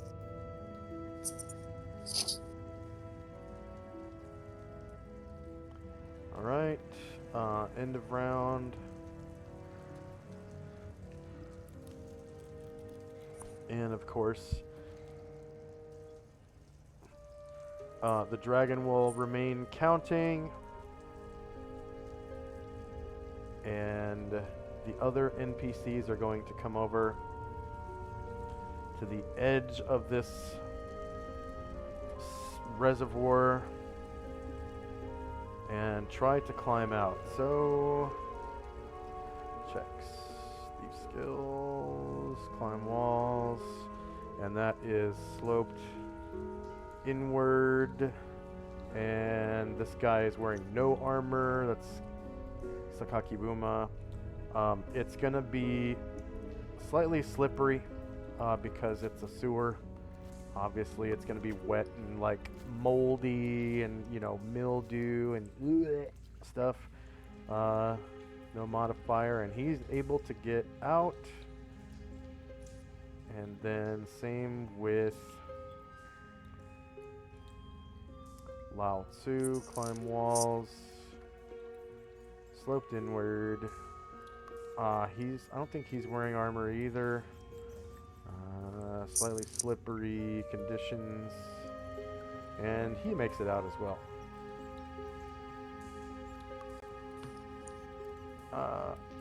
Shandrak's group is actually first. Okay. Well, I was just gonna say if as I'm seeing Sakaki kind of climb up, Chandra can kind of wave him over and be like, hey, come here, man.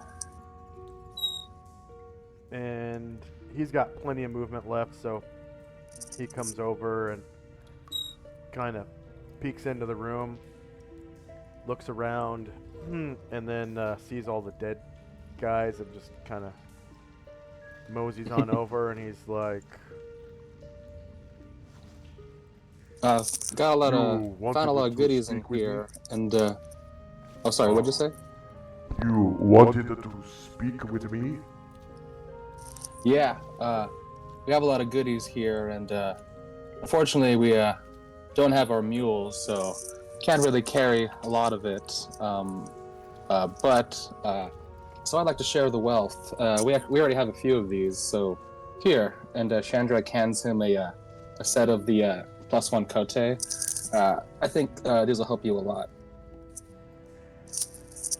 Oh, thank you. and being a thief, he is able to use shields. So he will put on the Kote armored sleeves. So now he is a shirtless dude just wearing armored sleeves. Yeah. Which probably looks badass because of all his tattoos and he's ripped.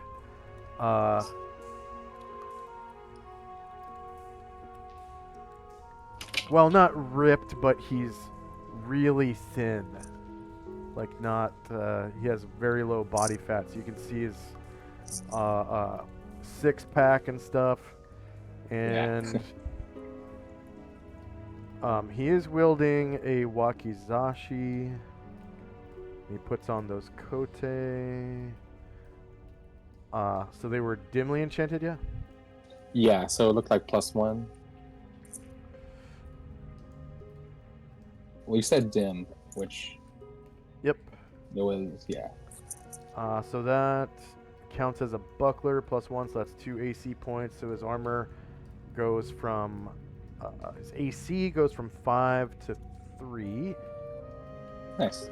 He gets +1 to his saving throws now.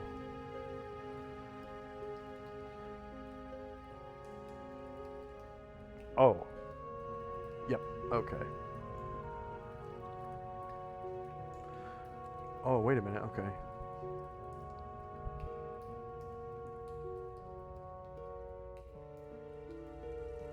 -4. 5. Oh, okay. No, it only goes down to 4.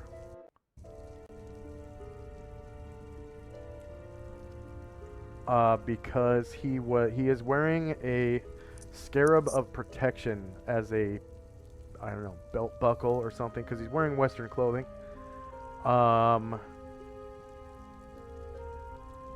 It's a scarab of protection +1.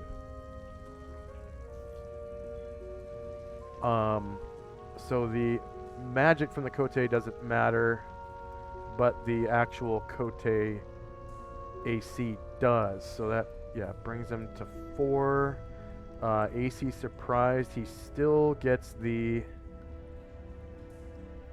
enchantment bonus from surprise, but not the dex bonus. So that is 8, I believe. No, wait. It was 6 before. Why was it 6? Surprised.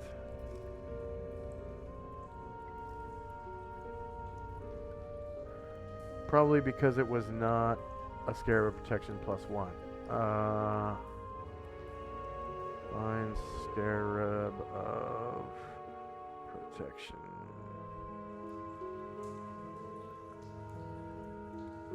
Possessor gains +1 bonus to all saving throws versus spell. Faint magical aura, however, inscription will appear on a surface, letting the holder know it is a protected device. Possessor gains +1 bonus to all saving throws. +4 bonus for magical armor. If the target also has a +4 bonus for magical armor, and +1 bonus for ring of protection, any roll of 15 or better would indicate that the missiles did no damage.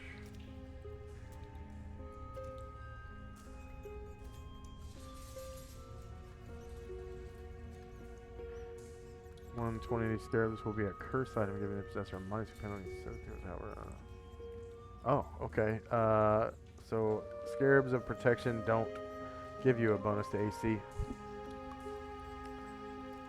And there's only one kind of scarab of protection.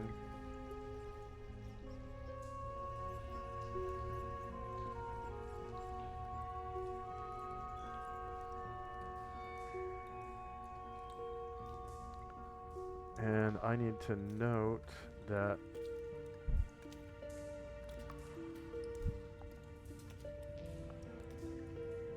versus magic missile 2.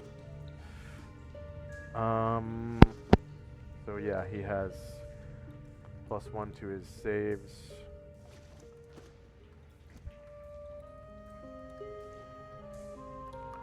Because it doesn't stack with the shield, I think.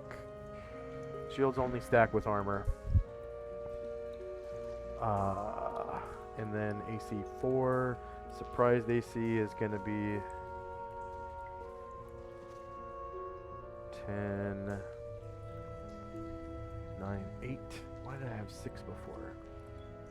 So weird. And then shieldless is 10, 6. Yeah, 6.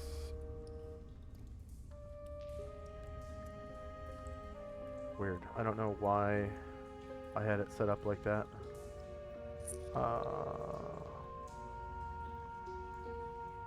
Maybe he had Cat's Grace once upon a time. I don't know. Okay. And then that was from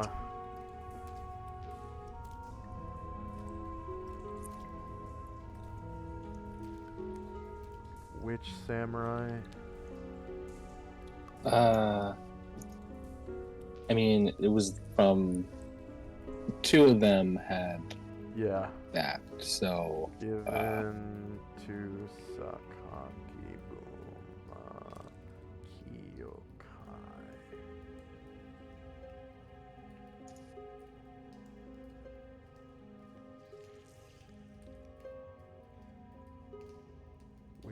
is this?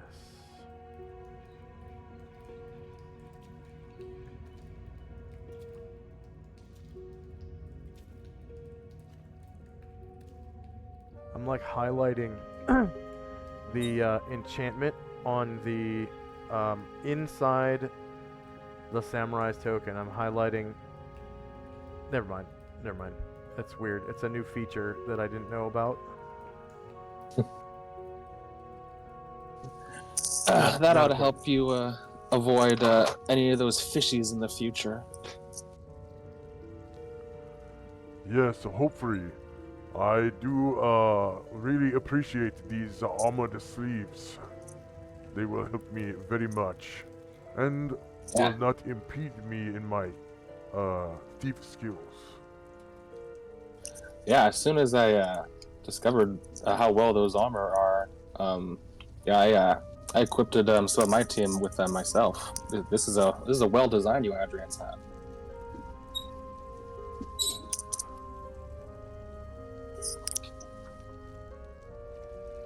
And Shandrak also is going to call over Ryer and Erdrin, so they're going to walk over and try to climb out of the bowl. All right. So, Ryer, climb walls, and that is sloped inward. And what kind of armor is he wearing? Magic chain. Chain.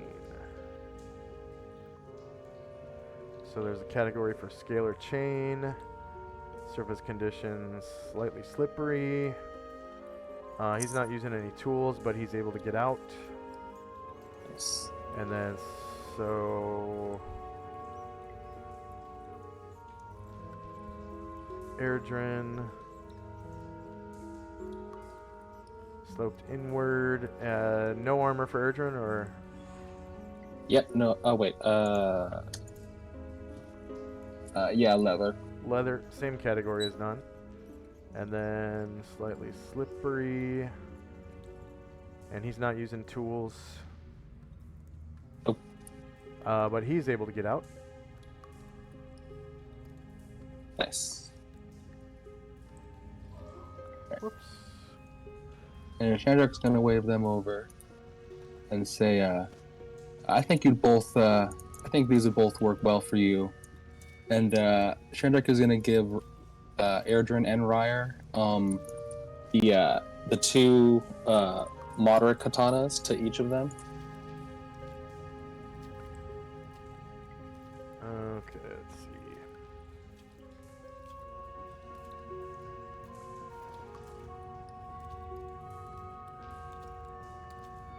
So there was one that was dim, and then the +4 katana. Oh wait, no, the one guy had 2 katanas. That's right. Okay, yeah, there it is. All right, so given to Ryer, and then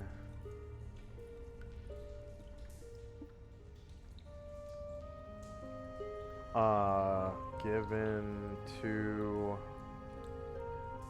Erdrin? Yeah. Okay. So Ryer has no problem. Erdrin being... Oh yeah, he's an assassin. He could take proficiency with any weapon. Yes, that's right. Like a fighter. That's the cool thing about assassins. They're one of the only thief kits that can do that like a fighter. Take proficiency with any weapon. Thugs can take any one non-thief weapon proficiency at character creation, which Sakaki Buma took the Wakizashi, I think. Yeah.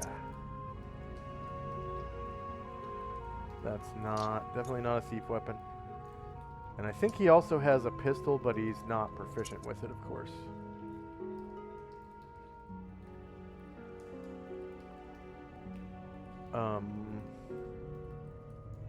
Yeah, he has a belt pistol.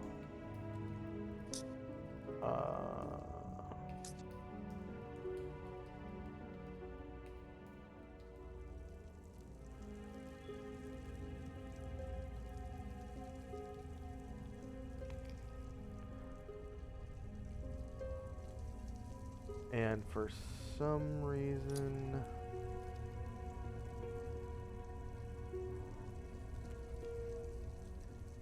he gets a +1 to hit. Is that a thug thing? Yeah, if he's a thug, they get +1. They get +1 to hit. Okay.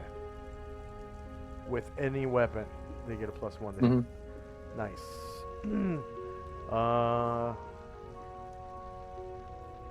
Anything else for Shandrak? Yeah, Chandrak will he'll himself pocket the 2 potions for now. And yeah, that's all for me. Okay. Let's see.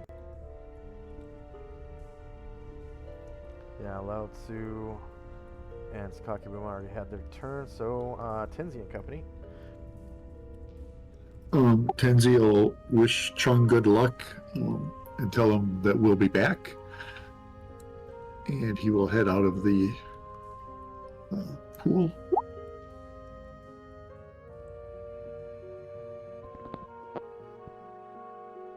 And good luck to you.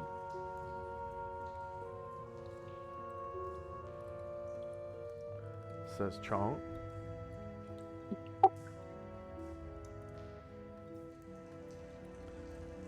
And Tenzi. You can just jump out, right? Yeah. Okay. Yeah. That just takes a jump proficiency check.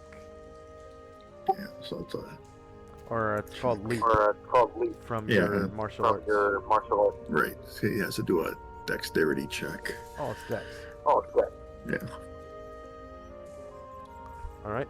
And you just leap the hell out. Land on the tiled surface. And Musashi shows off his new kote. And Super spiffy coat. and then Tenzi will ask Shandrak, are we ready to move on? Yeah. Just let me. I'm just gonna pick up this last katana with this interesting reptile stuff, and or you can pick that up if you uncarry it if you want. It's the only thing that seems interesting here, and then we can go.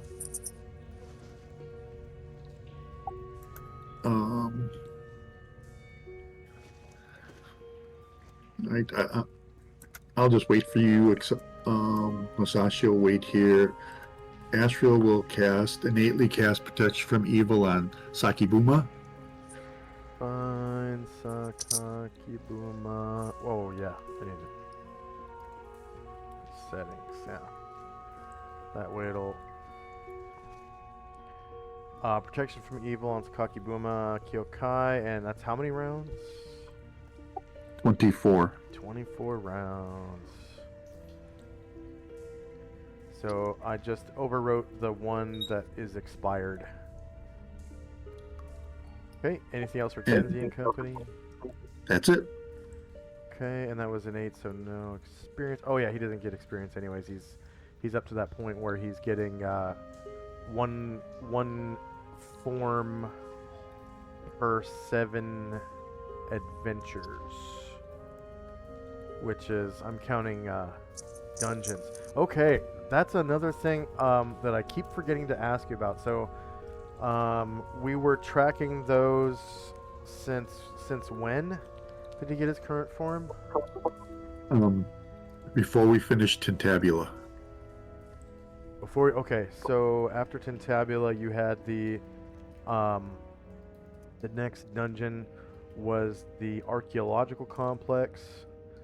Okay, and then you had the water temple, and then I'm not counting those samurai homesteads as dungeons. Maybe I should. I don't think I was before. No, you are. Yeah. Yeah, because they're technically not a dungeon. But does it? I can't remember if it said dungeons or adventures. Well, I have on his sheet. I added like a class thing for Deva, and 7 missions to next one, and I have it counted as 4. 4. So we had. I think it was Tentabula, the Water Temple, the archaeological thing. I can't remember the. Oh, we counted Tentabula. Okay. Yeah, because it was before he got it before we finished it. Okay. So. All right. So we'll definitely count this one as his 5th. Okay. This one as in the entire city of Shidehai. Right. Because this is definitely one of the dungeons.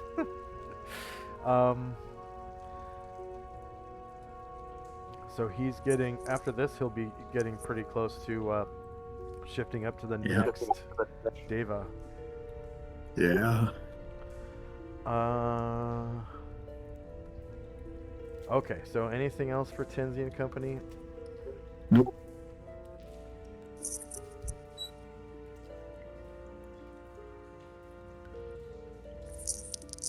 All right.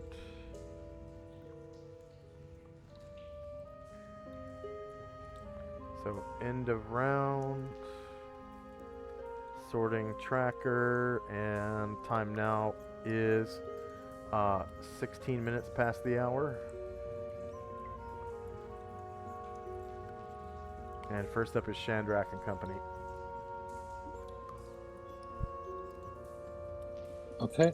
Yeah, so Shandrak is gonna pick up that dimly enchanted katana with the reptile etchings and the third kote, the +1. And put those in his backpack. You said or, Shandrak? you know, yeah, he's gonna hold those. Okay. So taken by Shandrak. And then the third Kote.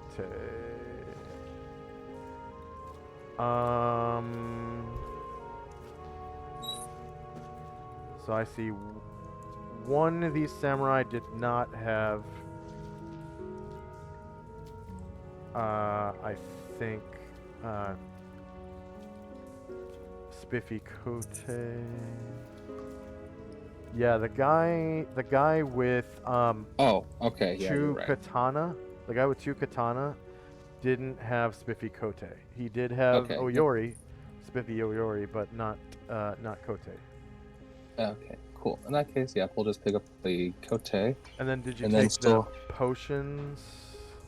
Yeah, that was last round. Oh, and it was Shandrak? Yeah, I took both of them last round. Okay. Okay. So, settings, and I think it was this guy.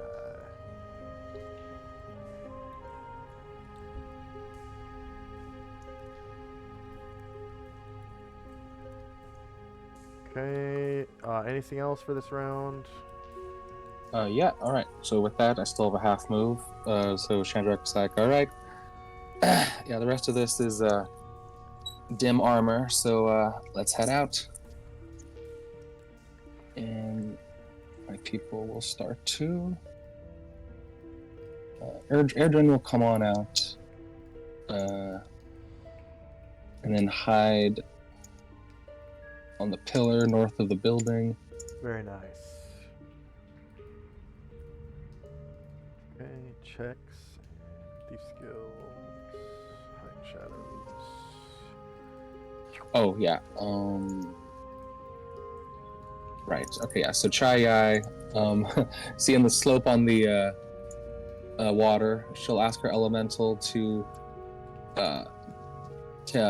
ferry Moen and Luther back onto land. Okay, I'm just going to put the air elemental to the back so you can see your other tokens here. There we go. And then it will ferry this guy up to the tiled area.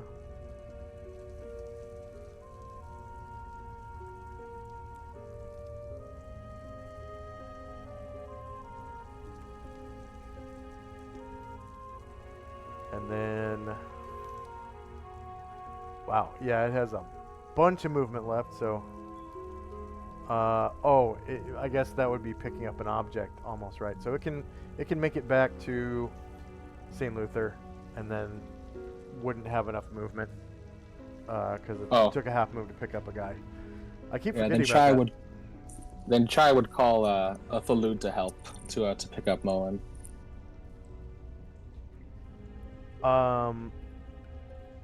Oh, you mean St. Luther?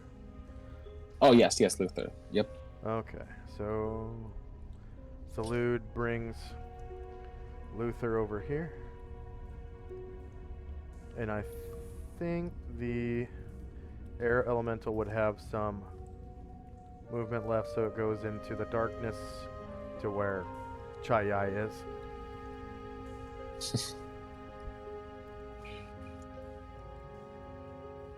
And anything else?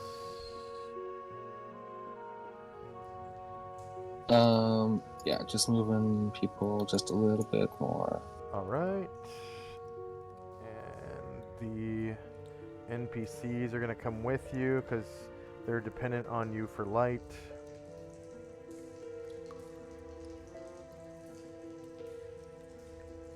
That's 4.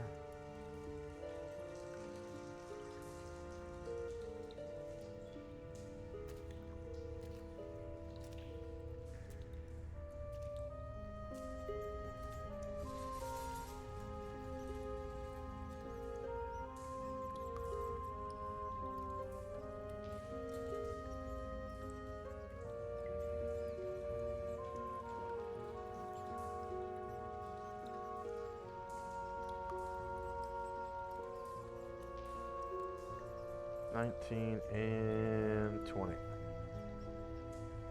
And I did fix that dynamic lighting thing a little bit around the bend there, so hopefully you guys don't get stuck and you're able to move yourselves. This dynamic lighting line I don't like. I remember this curve being more difficult than the others because it doesn't really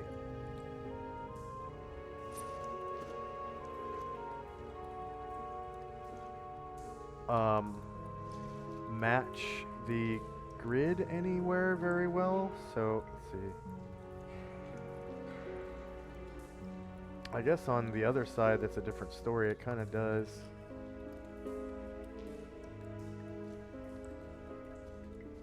There we go.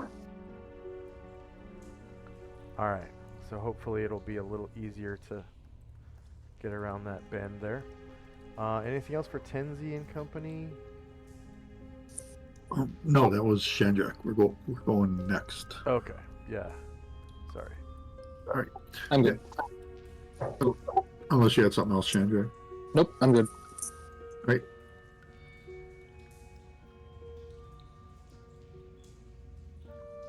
And you can see Chong counting away.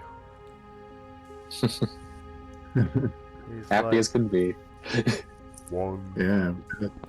2 for Chong, 3 for Chong, 4 for Chong.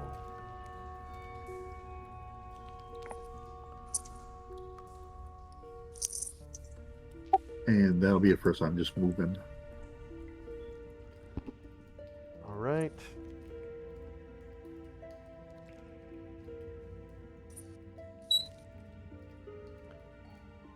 And end of round again. Shandrak and company. Okay. Moen will come just to give a little light to Chai, and then she'll ask her elemental to bring it back to land.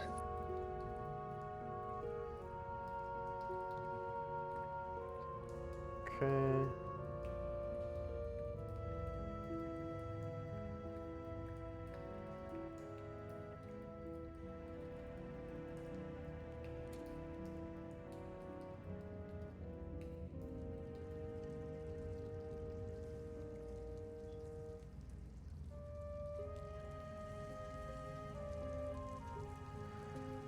And the air elemental picks her up and flies her over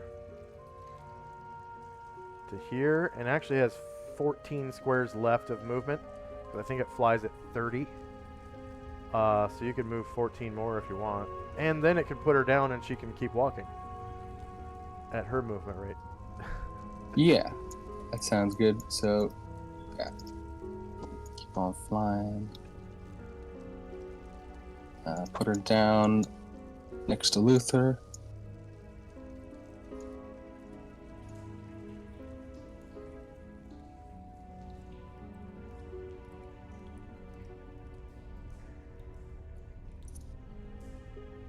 Let's see. Then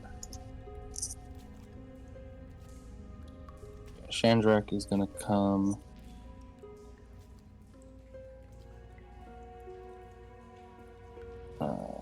Up against the wall and try to hide in shadows.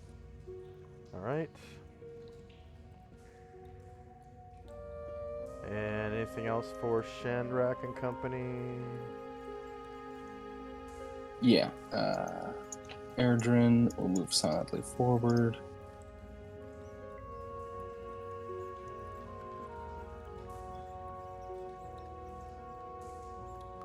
Ryer. And Luther. Alright. And the NPCs come up behind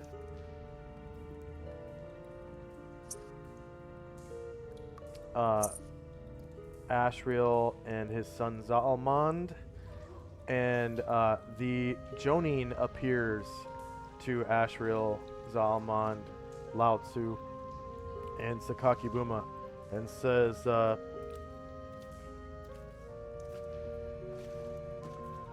This way is perhaps more dangerous now. We heard great disturbance in the water ahead.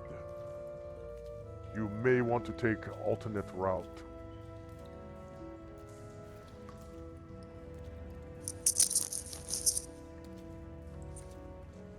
Unfortunately, we were unable to see the disturbance because we were walking in the darkness. But whatever it is big.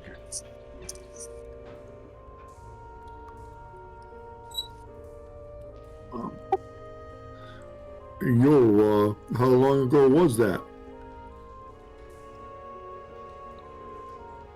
A few minutes ago. It took us some time to get this far back.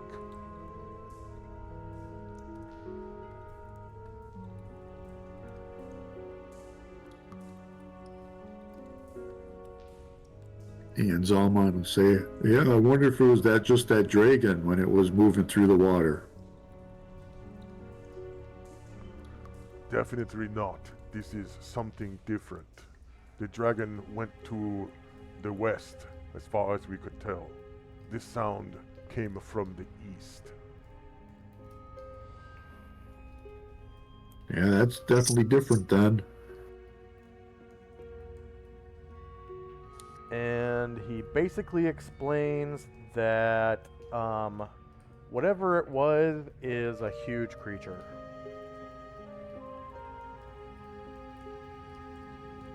And that there were multiple disturbances in the water. Not just the huge creature, but something else too. Multiples.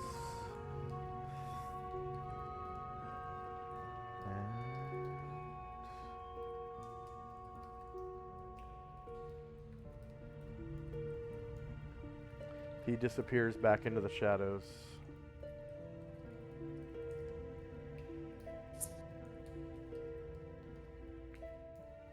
And that cartoon disappearance sound plays. I can't I can't mimic it with my voice because it's like a the $1 Million Man sound. If you guys remember that show, I'm dating myself right there. That's an old show. I can see something that maybe I should not be able to see. To the east. Okay, so good observation. All right. So in the light of the latrine, Ah, yes, of course. Yep. you can see this waiting in the Oh, water for fuck. you. It's two heads poking out.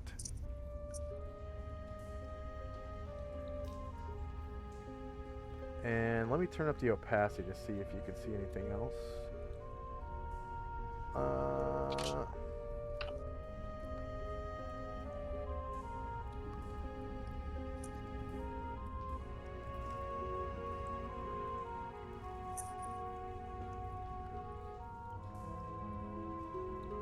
GM darkness opacity. I'm going to turn that to 88%. Actually, I could have just looked through Ashriel's eyes. So yeah, Ashriel. Let's see, how far is this? Not close enough. He doesn't detect any evil coming from that way. But yeah, he sees a familiar sight. It is the two heads of Demigorgon popping up out of the water, lying in wait. And he knows that Demigorgon is evil, of course. But Demigorgon is accompanied with something you can see with a barbed tail floating in the water, like swimming around in the water. Not exactly sure what it is or what the full thing looks like. Let's see if I can give a description of the barbed tail. Yeah, just the barbed tail is all you can see. And it's not super long tail. Like, it looks like it's maybe like a large creature. However long that tail would be, I don't know, 4 feet, 5 feet, I don't know. Doesn't sense evil, so, but he knows that that's a demon prince, and gets mad. Oh man, he gets mad. So, yeah, he has to roll initiative and attack. But everyone else has the choice, of course. And we are now in initiative phase. And I'm gonna start some music.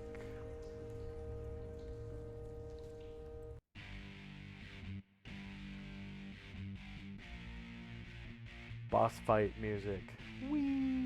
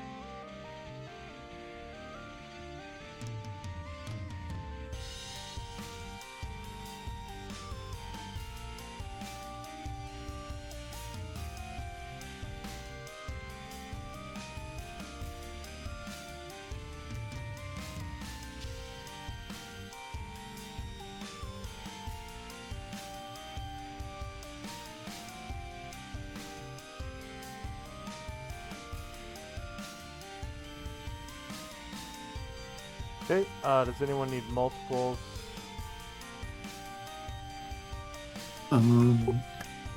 Ashriel will.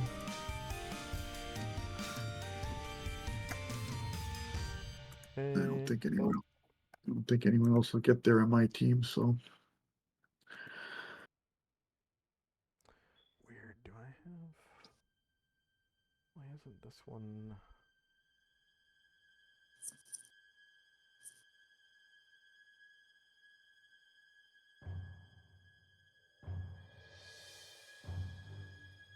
Oh, okay. That's weird. All right. I haven't finished that. 1 second. 1 second. Before I do that.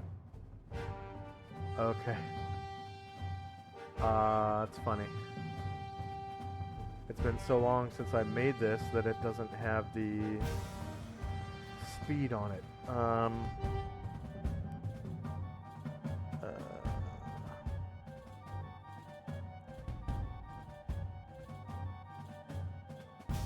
Okay.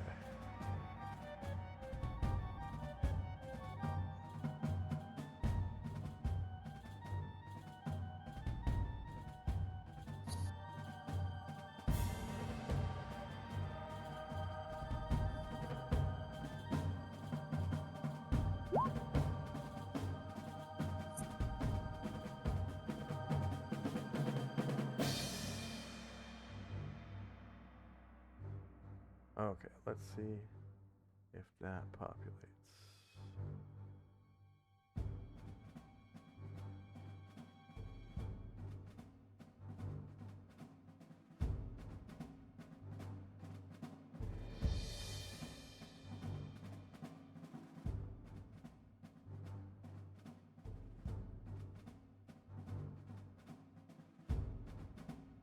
Nice, okay.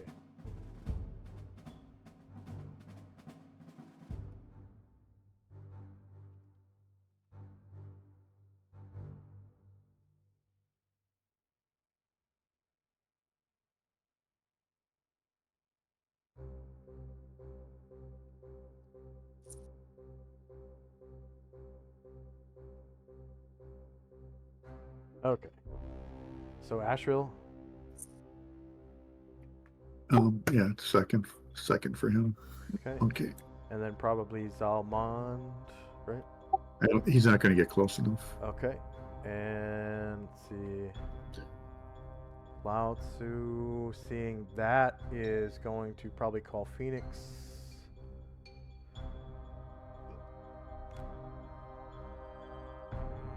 Spells and powers.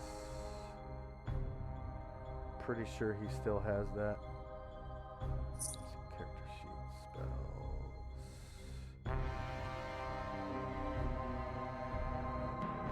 Yes, he does. And I'll check the box now. Priest 7, right? Call Phoenix. Yeah. Actually, wait, that Or might is be it 6. Yeah, I think it is 6.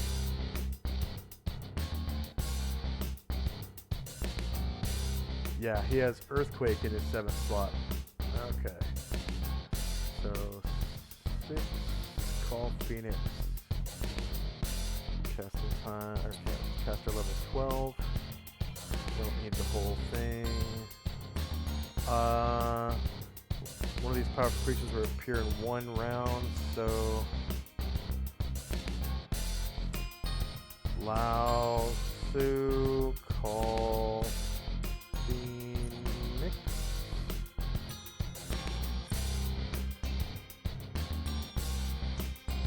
And that is -1 round.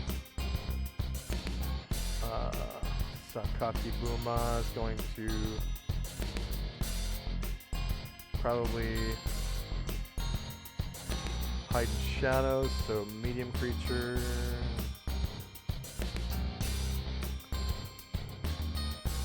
And these ninja probably going to try to backstab or get into position to do so.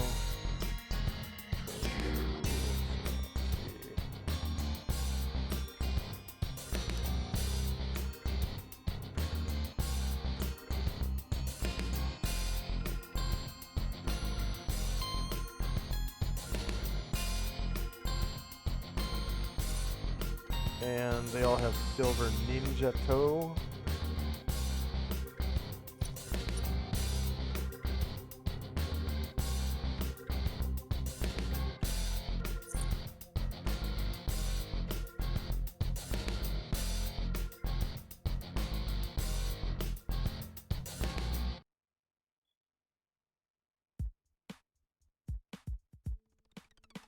And then does anyone else need multiples?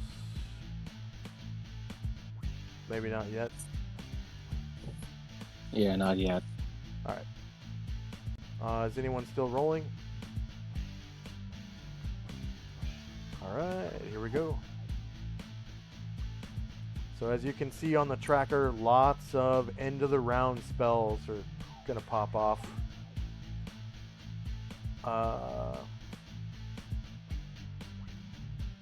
Let's see. Chai's air elemental goes down to 105 rounds. And then time now is 8:18 in the morning.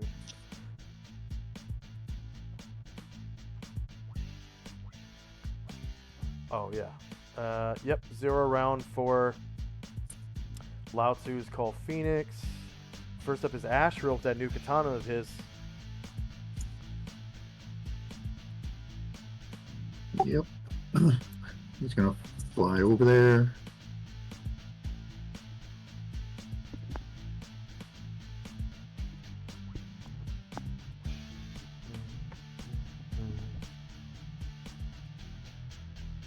And you want to go right up to Yeah. Demigorgon? Okay. He's gonna gain 5 feet of altitude and Okay. Now you can see that Demigorgon is surrounded by these creatures who appear to be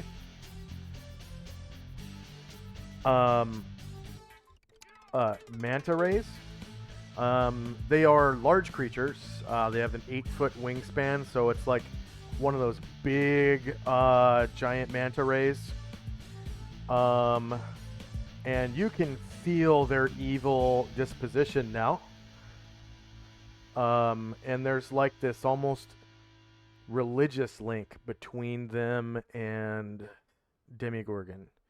And then you are looking right into Demigorgon's eyes and can see that disgusting, evil, like animalistic bent of his, and his sickening evil power.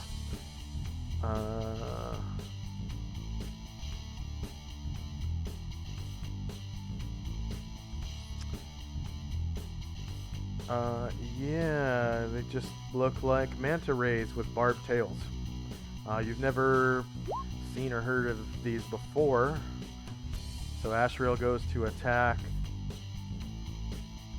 Demigorgon.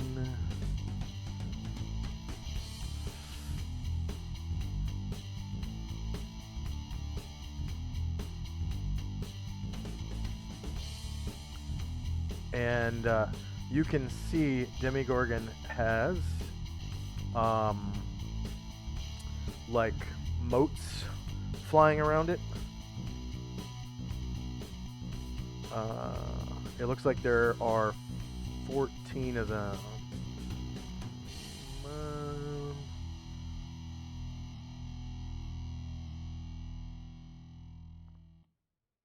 14 of them. And of course, he is shieldless, so -7 beats his AC of 0. He is a huge creature, and you kind of strike down into the water at him with that new katana of yours with both hands. Whoosh! And are able to cause 14 damage.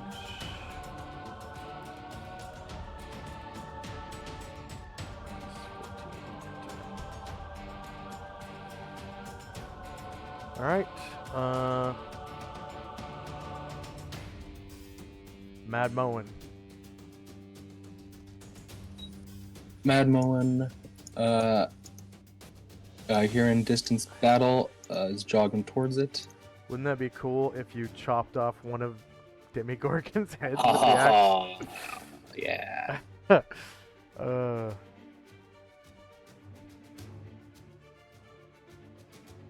That's as far as he'll get with the jog. Next to Lao Tzu. Okay. And Musashi. Sashi's going to jog up.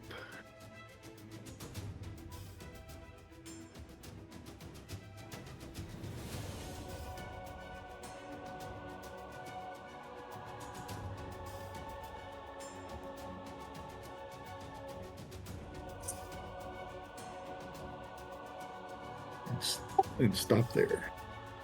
Alright.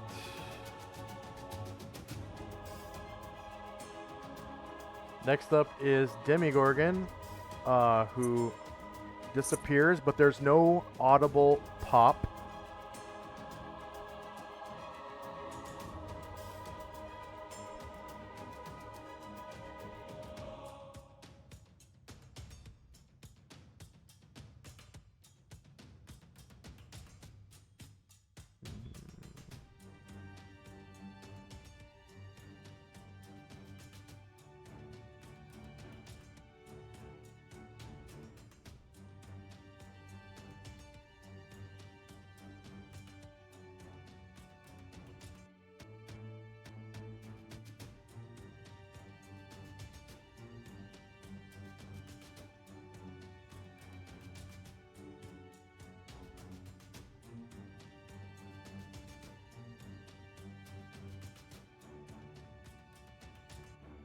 And then Sakaki Buma Kyokai is going to he's gonna leap in the water, taking cover,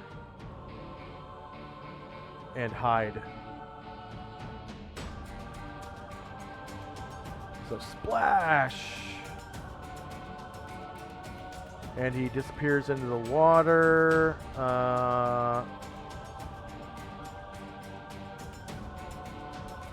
And you guys kind of lose track of where he's at.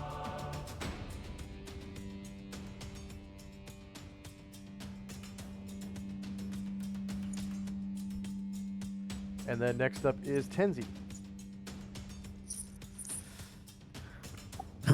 Tenzi casts Crown of Cold. Crown of Cold. So we'll put that as red dot 1.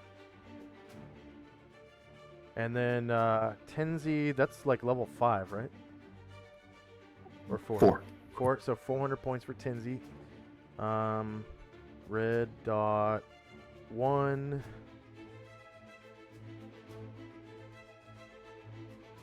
Tenzi, Crown of Cold on Tenzi.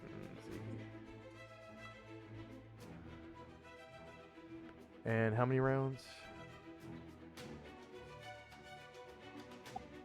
19. Minus 19.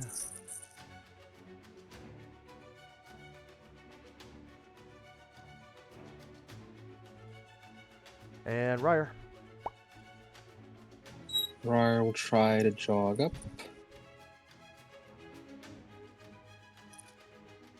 And then Luther.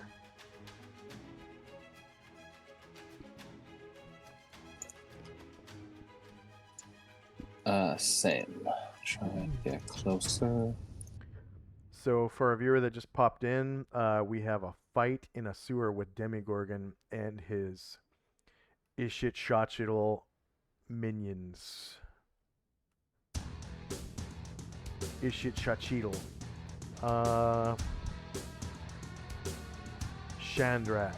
Probably Misty Step, or not Misty Stepping, what do they call it? Featherfooting. Featherfooting, right? Yeah. Yeah.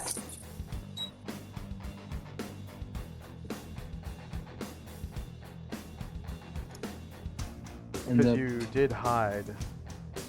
yes. Yeah. Yep. Yeah, kind of in between, end up between Lao Tzu and Zalmond. Okay. One of the tuning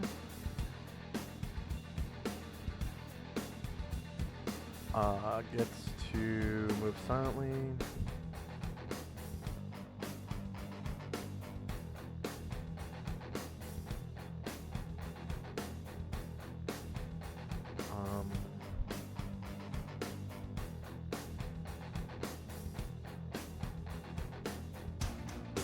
That's weird. Why is it saying 1 square? It should be 4.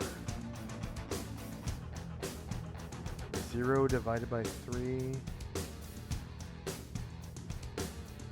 Do I not have their movement rate in their sheet? I don't. Okay.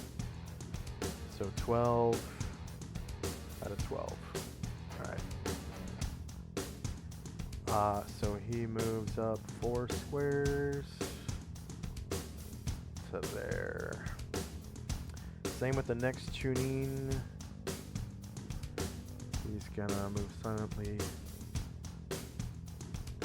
4 squares.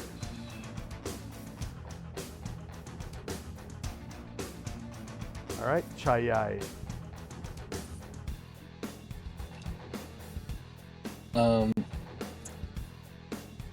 Yeah, she is going to ask the Lude to move her so she can see the battlefield Alright. later.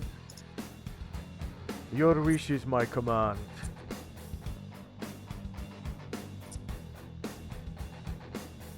And he picks her up. And I'm gonna put her to front. And then you should be able to move both tokens. They give you control of Thalud. I gave him his own character sheet and everything with gave you control of it. Yeah, so since she can just fly straight across, could you fly him like Next to that yeah, pillar. over here? Sure. Yeah. Right about there? Yeah. Okay. Cool. And yeah, Next she up herself is- Oh, go ahead. yeah, so looking at that, she herself will just come around to get to the north side of the pillar. Okay. And then some of the tuning get to go. 1, 2, 3. I think it's 3 of them. So I'm just gonna roll a group check for their move silently to kind of save some time here. Okay. And move silently, group check. All right, and so that's that one, and that one.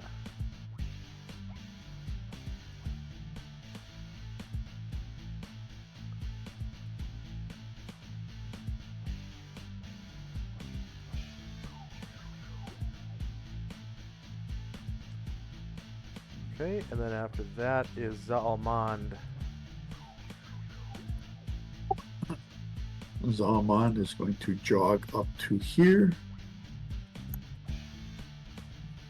And that'll be it for him. All right. The air elemental.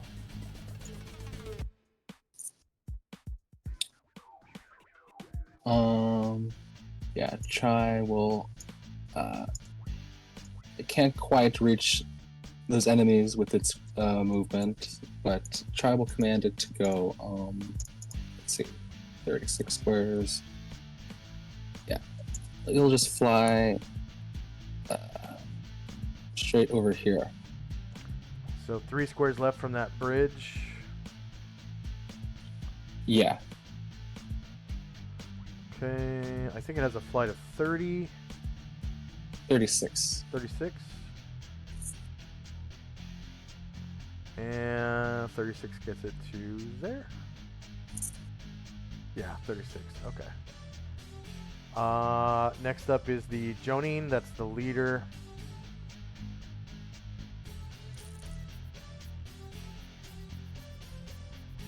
And he is going to try to move silently.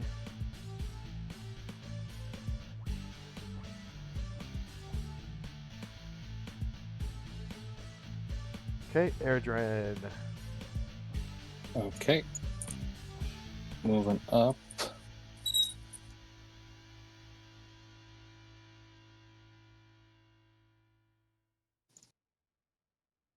And okay, describe these creatures again. Do they appear to have backs? Definitely they have backs. Yeah, anything with a tail has a back. That backstab works on any kind of like terrestrial creature, basically that's not an insect. So it works on any vertebrate, and manta rays are definitely vertebrates. These are, they have to be alive, like organically, like non-undead, and yeah, definitely. Yeah, okay. So cool. In that case, Airdrin is going to try to backstab the manta creature to the left of Ashrael. Okay. That'll be in his medium range. And so let's see. Where he's 2 squares left of Shandrak, right? Yes, Airdrin is. Okay, so this one right here. Mm-hmm. All right, so it does have the cover of water because it's in the water. And I'd say you have a direct line of sight to it underneath the bridge, so no cover from the bridge. But it does have cover from water, which, let's see, combat, cover, and concealment.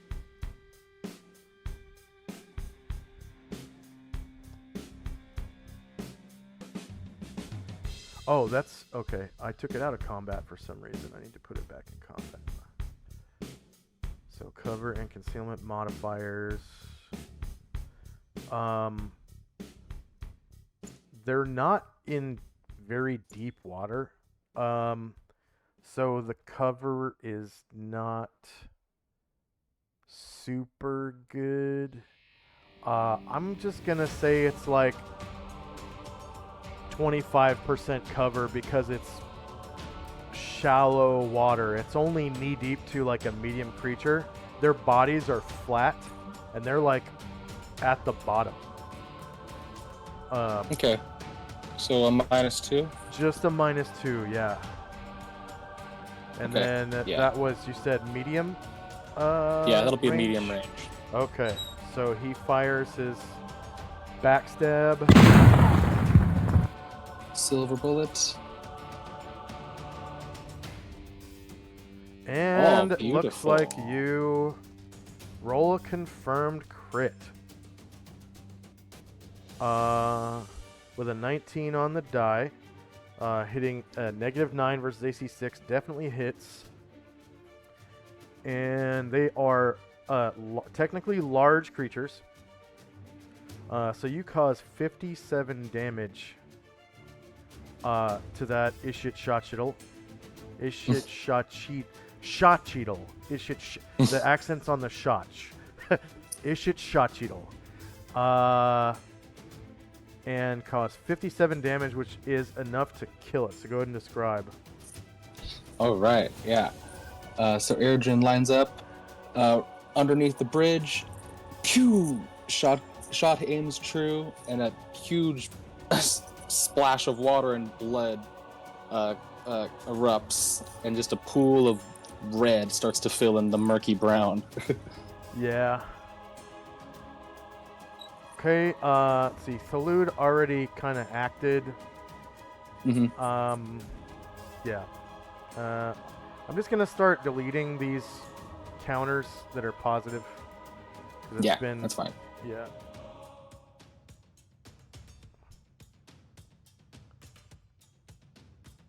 There's too many lines on the tracker right now for that.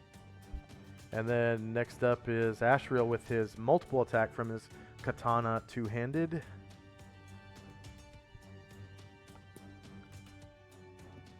So can I swing it where I just got done swinging at? Yes. Yes, you can. And then go ahead and roll to hit yourself, basically. And it's going to be -4 because you can't see. Do you have true seeing or anything like that? Nope. Not right now, no. Okay.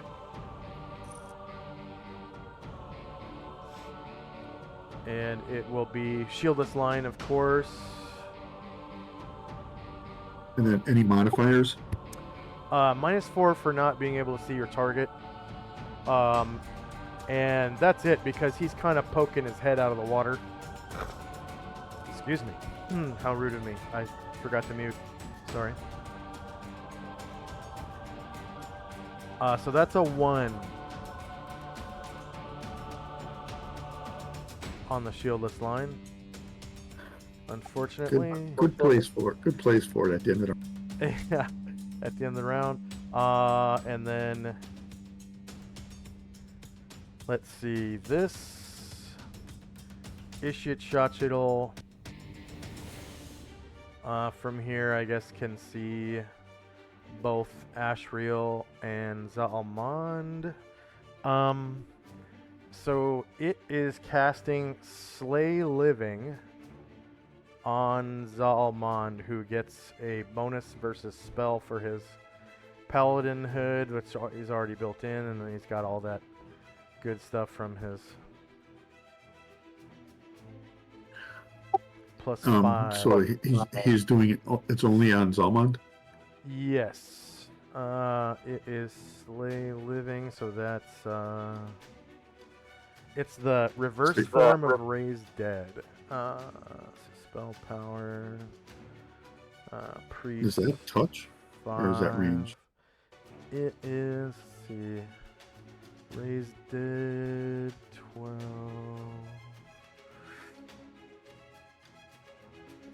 Yes. Okay. Says range is 90 feet. Area of effect is 1 person. Casting time is 1 round, and then raise a person dead up to so many days. So it's a save versus death magic? Yeah, save versus death magic, and you have your +5, and it's and there's really no other bonus from Dex or Wisdom. That's not Mind or AoE. If the save is passed, take let's see. If the saving throw is successful, the victim sustains damage equal to that of a Cure Serious Wounds spell, 2d8 plus 1 points. Failure means the victim dies instantly. So that +5 is built into your saving throws already. And yeah, it's a save versus death. Death Do I magic. get it? Do I get another +2 because it's evil or no? No, because it's outside. Are you talking about your aura? Paladin protection. Yeah. No, it's outside of the aura. Okay, gotcha. And then if you pass, you take 14 damage.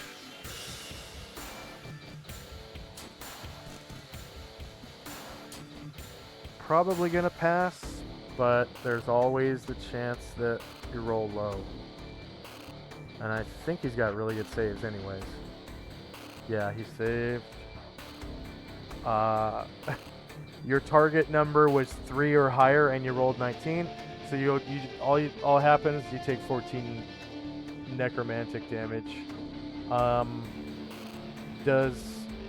don't think Hero's Feast makes you immune to that type of damage.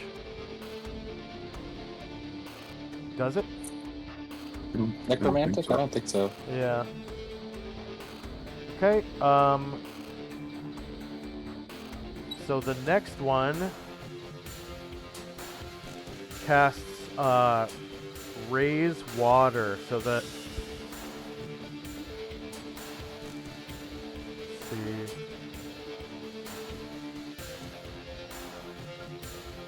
The water begins to swell.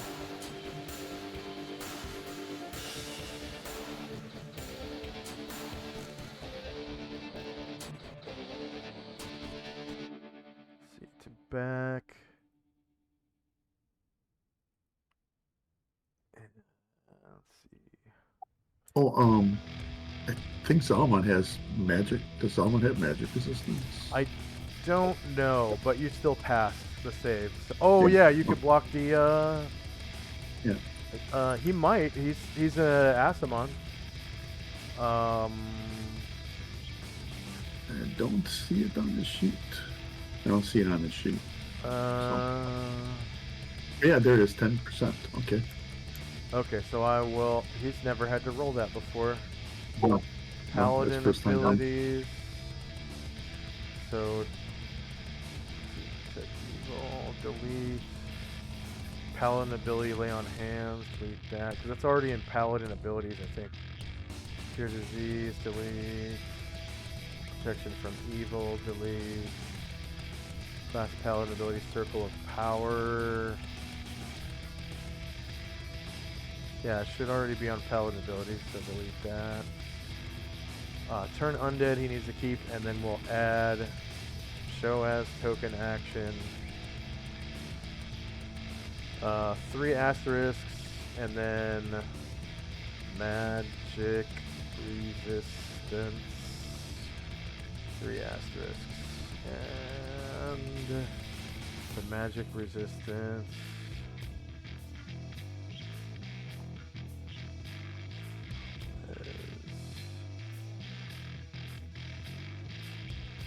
It's just hashtag magic resistance. Magic.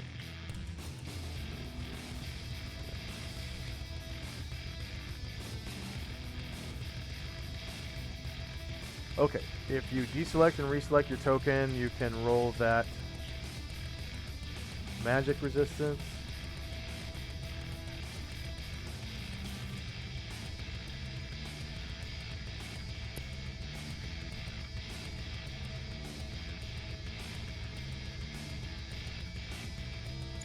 So he still takes the damage. Yep. Which was 14. Yeah, I got it already. And it shatters 1 stone skin.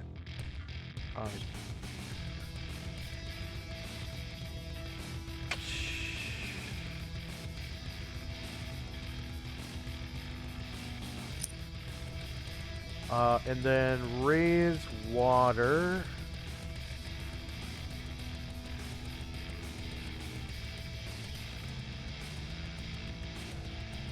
120 feet by 120 feet, and it goes to 24 feet deep. So that's in addition to the knee-deep water. So I'd say like 25 feet-ish. 120 feet by 120 feet, so that's /R, whoops. 120 times 70 pixels. So the dimensions will be 8,400 pixels.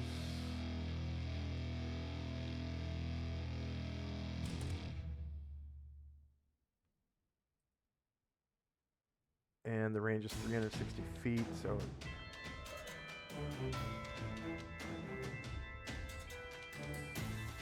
let's see. Advanced set dimensions. Copy 8,400. Paste. Set.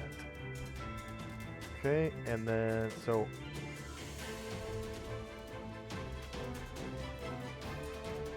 This big ass area of water appears.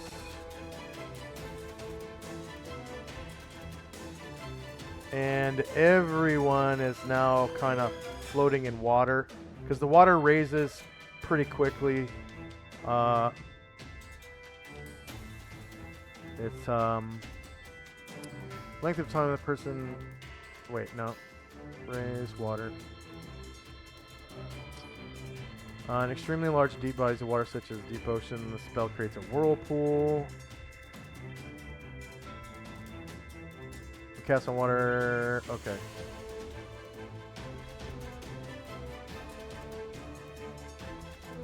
And of course, it has to see the center. So it's right about.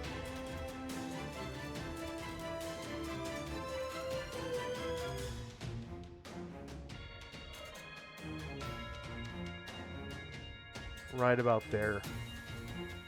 And see if I go to lighting. Nope. I guess I'll just put it on the not the foreground layer, but the front. I'll put it to front. Advance, see, to front, and then I'll put it on the map layer. That way, the lighting. There we go. So this huge amount of water just rises up, and is it instantaneous that the water appears? I can't remember. I think I rolled the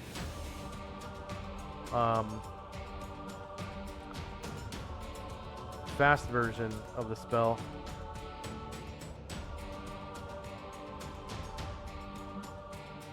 See if I can go back and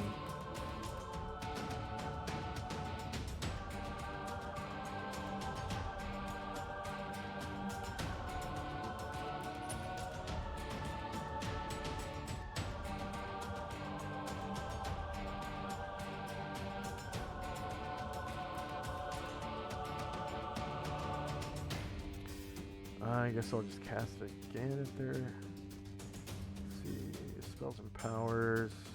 I think it's level 4. Priest.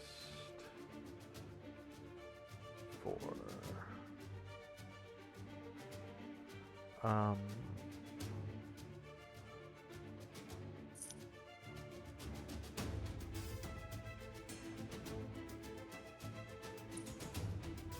Or was it 5? Might have been 5.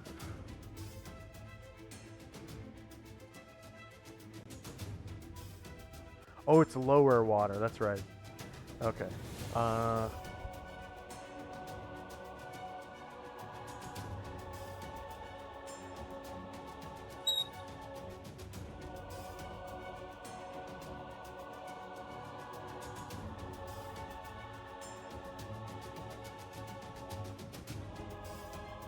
I guess it's just instantaneously, it just raises the amount shown. So, yeah, the water just swells up and picks up, swimming creatures up to 25 feet above the bottom of the map, which the map, I think I said, was 50 feet high. And then swimming creatures just kind of stay there, I guess. Because the spell doesn't say it, like, goes up over your head instantly. Like, I think it should probably lift swimming creatures, unless you're wearing armor that encumbers you. So that's... see, 10 feet, 20, 30...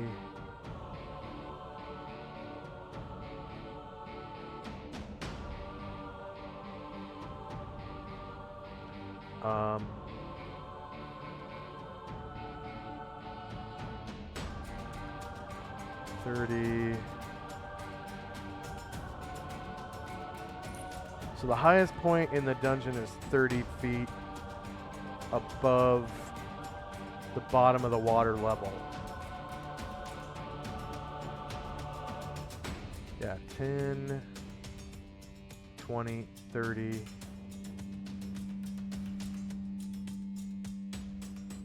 Yeah, 30 feet up. So, yeah, that means that even the dragon's treasure is, no, the dragon's treasure is 5 feet above the water level. Because it's 25 feet. Okay. So, to back. There we go.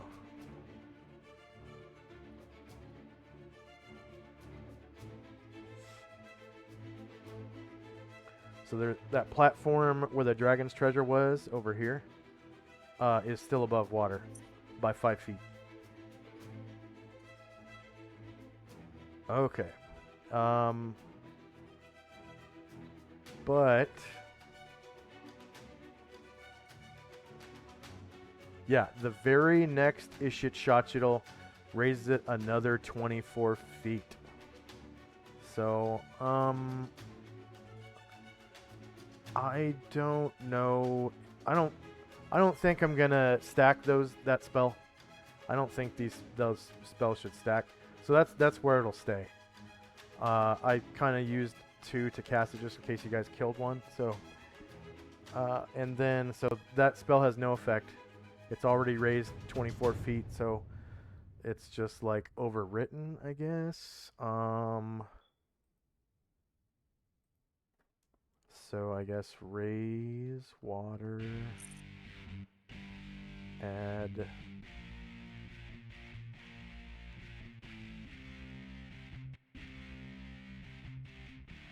and it's for them 120 rounds.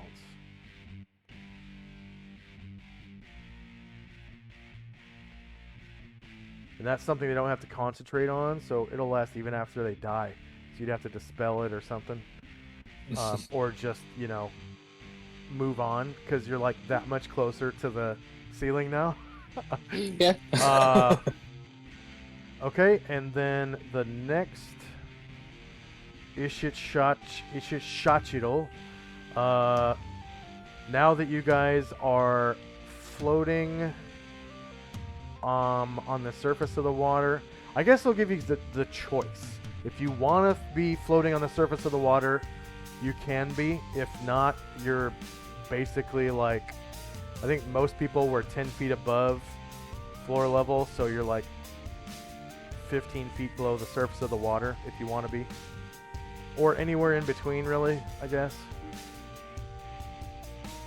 The spell doesn't say that, but in this instance, I'm going to give you the choice.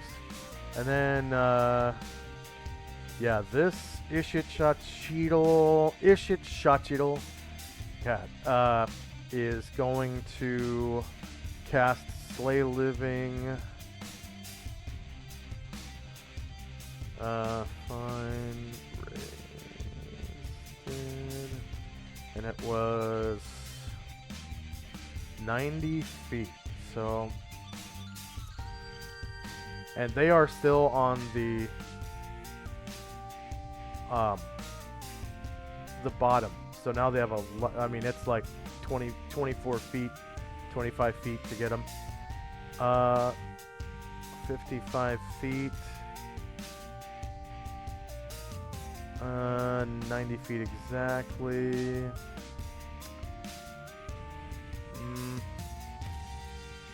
I guess their hatred of the angel is even worse, so the angel can roll magic resistance. He's immune to death magic. He's immune to death magic, so nothing happens. And that, so raise water.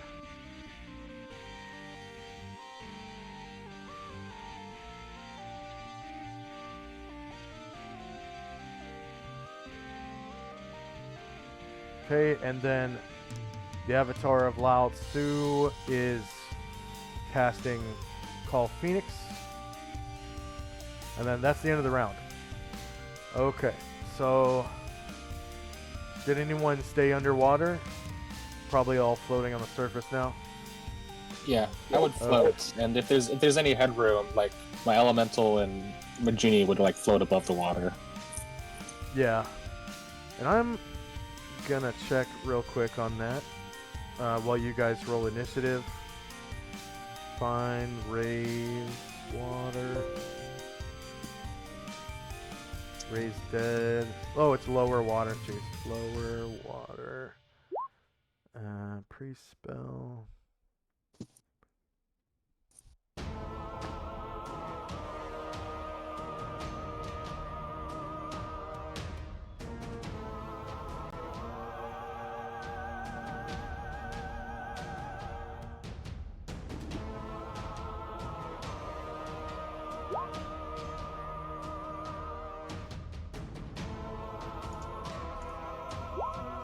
Yeah, it doesn't say you can stack them, so I'm just not going to stack them. I don't think that's like within the scope of that spell.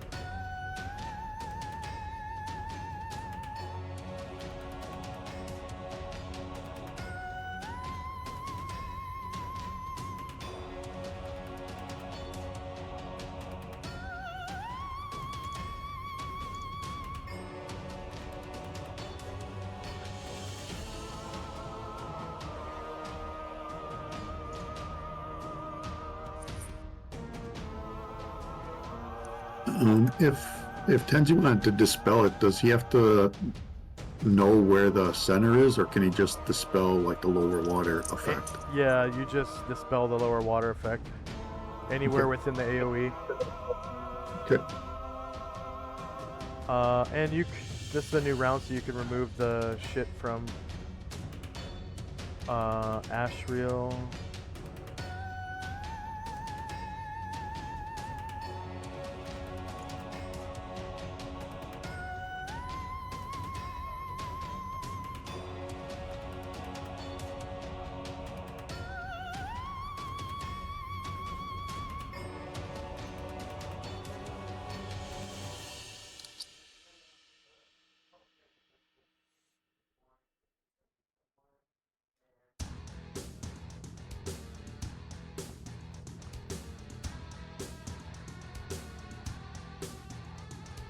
And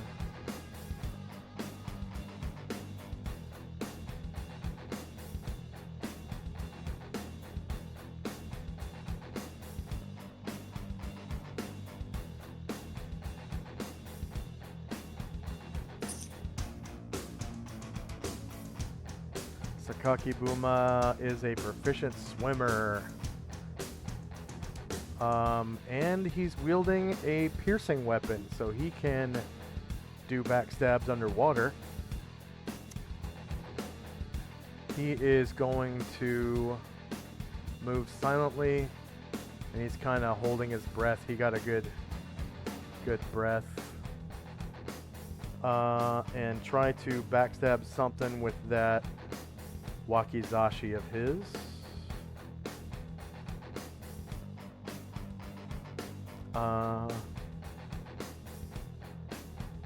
And let's see. It's a puff of air thing for holding your breath. So good gulp of air and unencumbered. 5 rounds he can swim underwater without coming up for air. I'll need second attacks for Musashi and Zalmond. Musashi needs 3, right? Oh, yeah, And then 3. Zalmond 1. Katana can be used as a piercing weapon. So you can use them in water. Long swords, not so much. They're slashing, and unless you have what's that power that Tenzi has that lets him Free action. free action? Unless you have free action or like some kind of similar effect to that, slashing weapon is no good in water.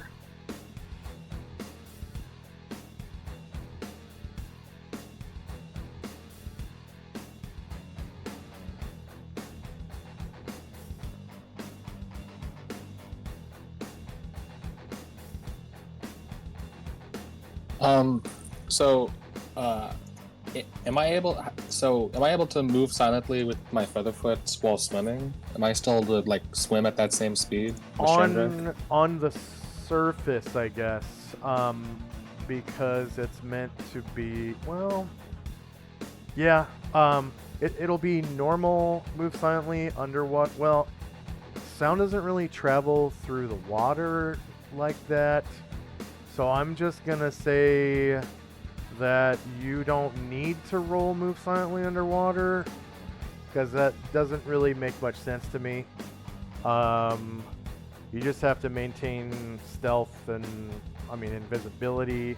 If you want to go across the surface, then yeah. And then because you're not using the form of Featherfoot that lets you walk on water, it's going to be your normal move silently movement, which is 1/3.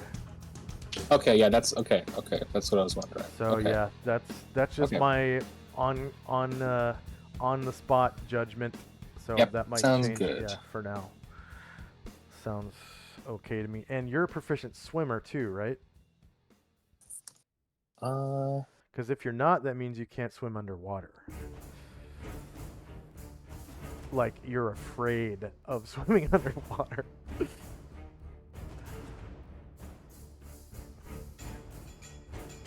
You have a lot of people with swimming, but not Shandrak. Not Shandrak, so it's gonna be just your 1/3 move if you want to. That means you'd be on the surface. Okay.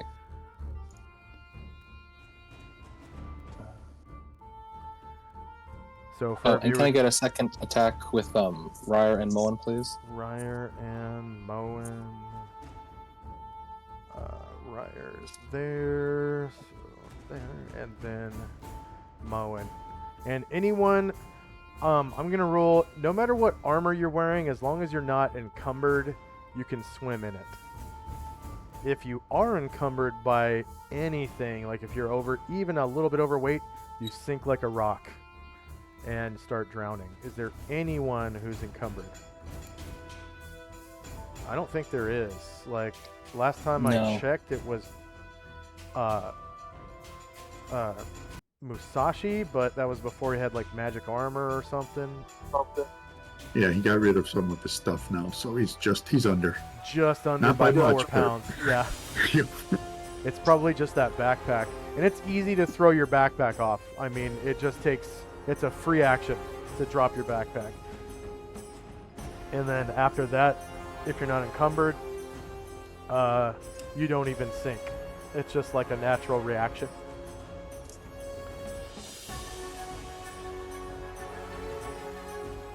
Okay, is anyone still rolling? Alright, here we go. Combat's now in water.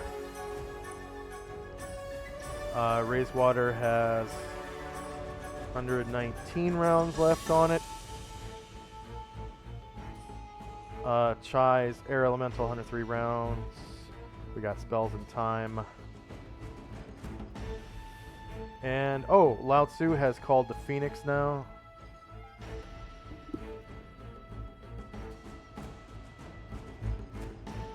That was supposed to be at the end of last round, so that means that the Phoenix can take an action. Find Phoenix. Okay.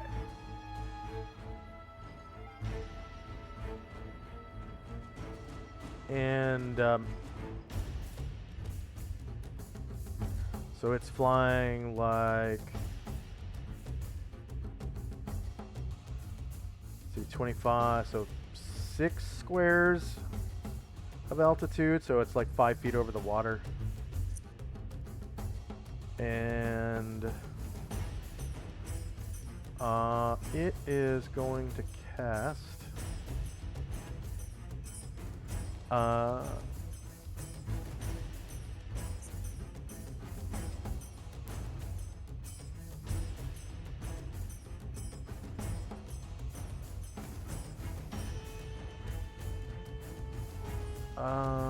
it has a bunch of defensive spells.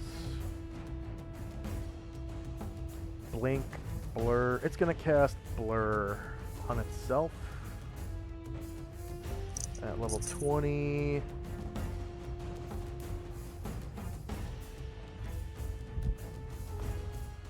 This distortion causes all missile and melee combat attacks against the caster to be made with -4 penalties on the first attempt and -2 penalties on all successive attacks. It also grants the wizard a +1 bonus to his saving throw for any direct magical attack.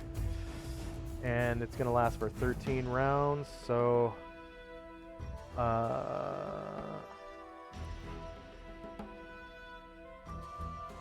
I'm going to use like this fog effect thing. Where is it? There's it. There it is. Okay. I'm just going to say fog 1 on border ethereal. Okay. I'm just going to say border ethereal 1 move.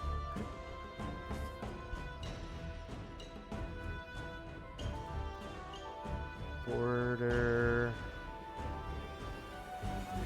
ethereal 1 Phoenix blur on Phoenix and -13 rounds because it's like a random number of rounds plus 10 or your level, whichever is lower. -13. Alright. And range is 0 feet, caster only, so it can't cast it on someone else in the group, unfortunately. Okay. And then the Phoenix rolls initiative, probably for another innate spell.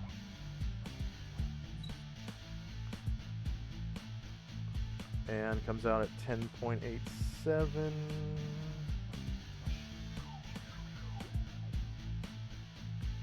That's probably all it's gonna do. Oh yeah, and it gets to caw.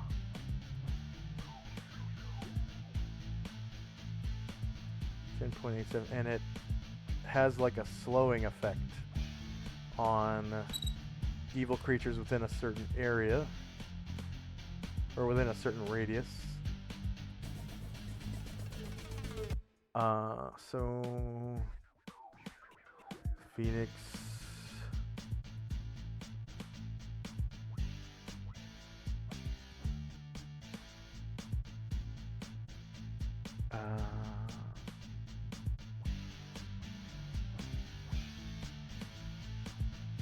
+3 penalty to their initiative dice within 30 feet of a shrieking Phoenix. Okay, so I guess I'll do that as they come up. I'll move them down. Oh, you know what? That's... I have 1, 2, 3, 4, 5, 6. They weren't in range this round. Okay. Alright. First up is Musashi.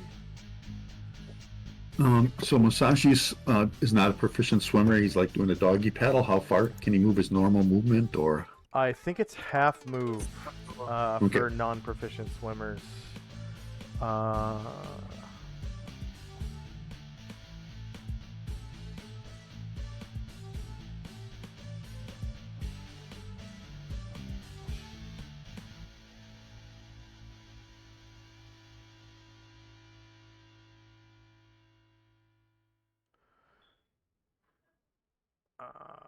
What? No, everyone can swim.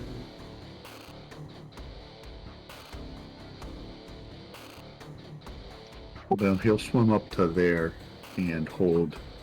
Untrained swimmers are a fairly hapless lot. When they are encumbered, they can manage a rough dog paddle in relatively calm waters. The waters are rough, current strong, or the depth excessive at sea or far out on a lake. Untrained swimmers may panic and sink. If weighted down with enough gear to reduce their movement rate, they sink like stones, unable to keep their heads above water. In no way do they make any noticeable progress, unless, of course, the object is to sink beneath the surface. Yeah, I'll give you a half move. I don't remember where it says that. So that's he has one more square after that, but he's gonna stop there and have his weapons out and try to keep himself afloat. Okay, and remember, these Ishit Shachidal are way down at the bottom. You gotta be able to swim down 25 feet to get to them. I'm hoping they're going to want to get to me, but we'll see. Oh, Yeah. they didn't move. They stayed where they were at. They stayed where they were at, yeah.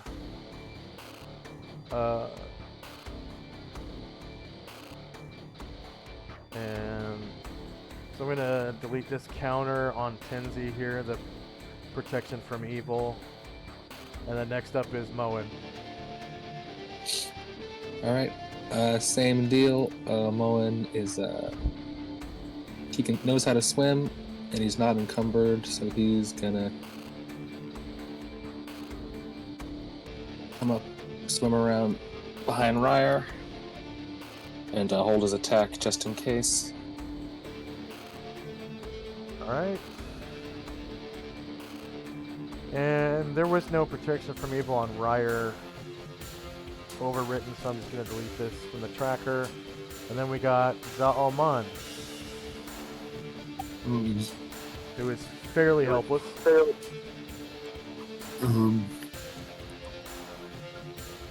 Actually, Zalman is going to wait till the end and change his action. Alright.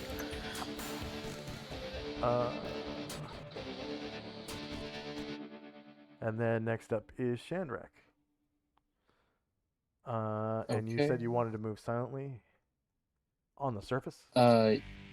Yeah. Swim silently across the surface. So that's just 4 squares. The skill looks not. Because you don't yet have the featherfoot that lets you walk on water. Yeah. Okay. If you did, I'd totally let you walk on water right now. Can you send me one more square to the right above Mullen? Yeah. Thank you.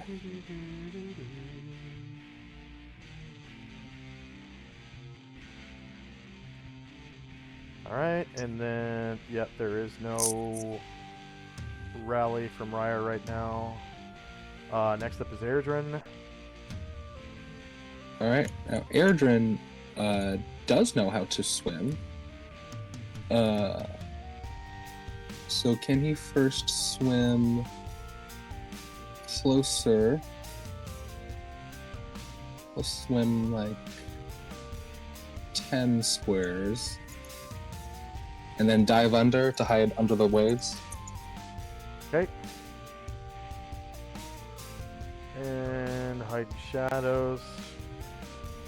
While reloading. He's gonna reload underwater.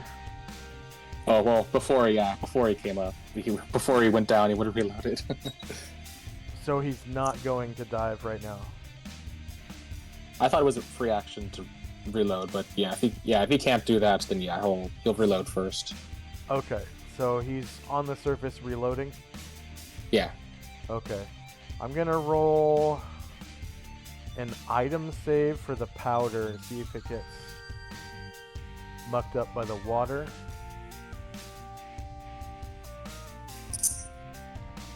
Let's see, item save. I'd say other metal, oils, paper, potions, pottery, rock crystal, rope, thick wood, thin wood. Since it's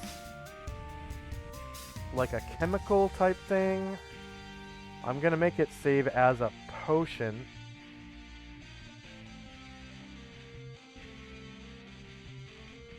Gunpowder. And I'm just gonna make it save versus potion.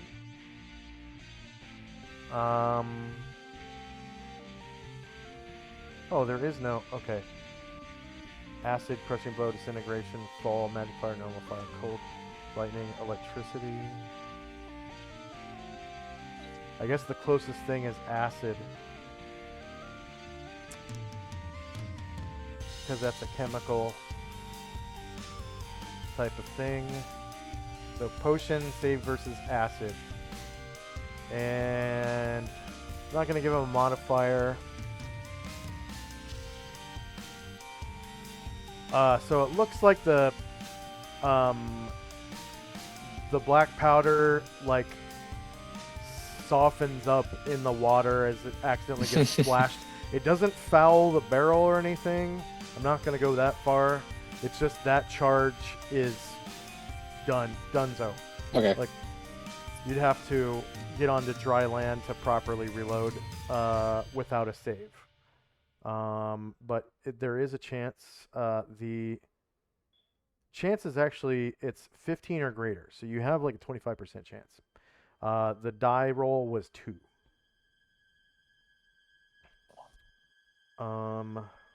If possible, I'd still like to, even though I failed the reload, I'd still like to try to hide under the water. Well, you said before that you weren't going to do that. You were going to reload. Oh, the okay, surface. yep. And then Chai.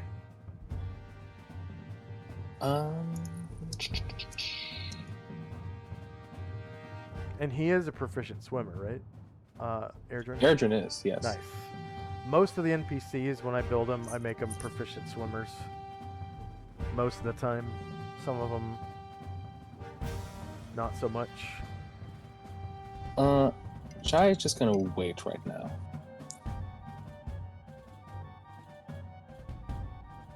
All right.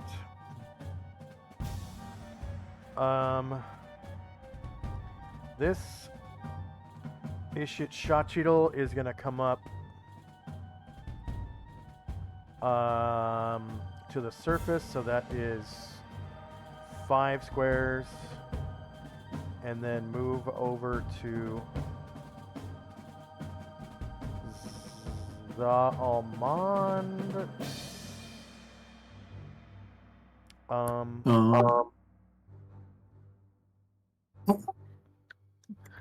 Coming up after me. And it gets a -2 to hit him. So it's not exactly straight up and then over. It's like kind of up and over the little sewer walkway and then kind of diagonally up, so it's not within Ashriel's reach, who isn't even facing that way anyways. So and then shatters one of his stone skin charges with this like bite, and you can feel the coldness of this bite as it comes after you, and your stone skin blocks it. It's viscerally cold, and it kind of is earth-shatteringly nasty. This one is going to do the same thing, except it's coming after the Phoenix. So it gets a -4 to hit because of the Phoenix's blur.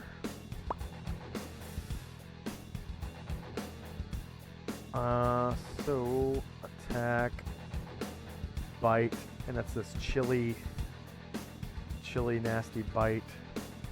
It is going to be shorter melee. It's going to be lower ground because the bird is up over the water by 5 feet.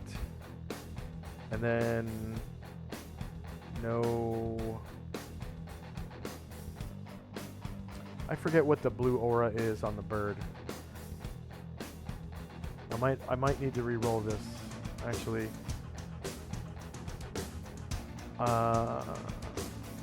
Is that The blue aura should be protection from evil. Okay. So that means that the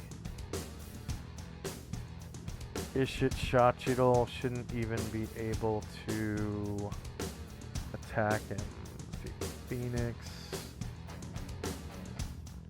Protection from evil, 10-foot radius, always active. Yep. So this Ishit Shachidal can't even attack. It gets blocked by protection from evil.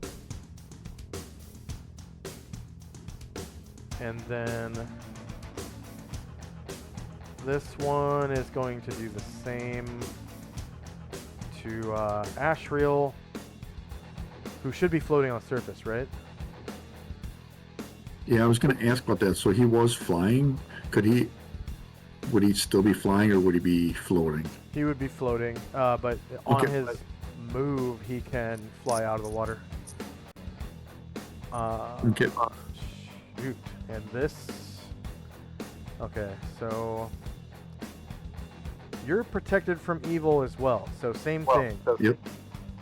This Ishitshachital attack is blocked by protection from evil. One of the tuning... they are proficient swimmers, is going to try to... That's 1, 2, 3 tuning all at the same time, so I'm just going to roll a group roll for them, for their move silent.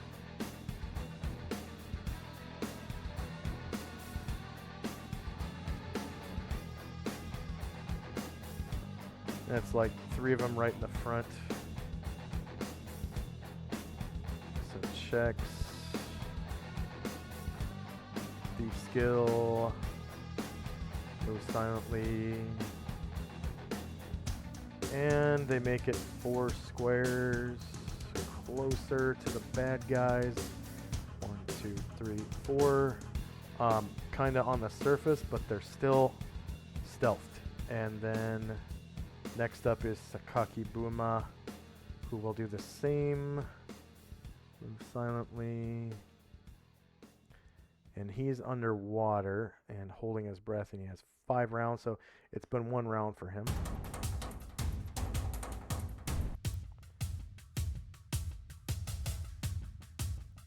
Actually, I think this is the 2nd round he's been holding his breath.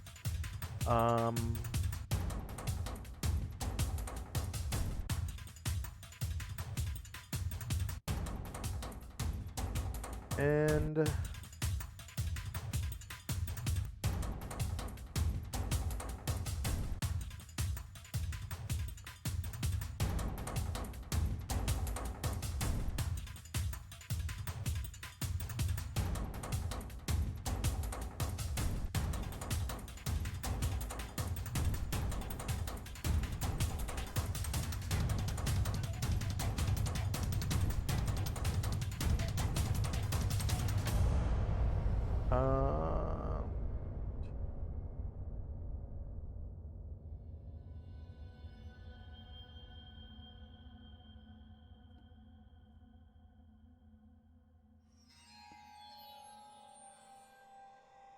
oh no, that's right.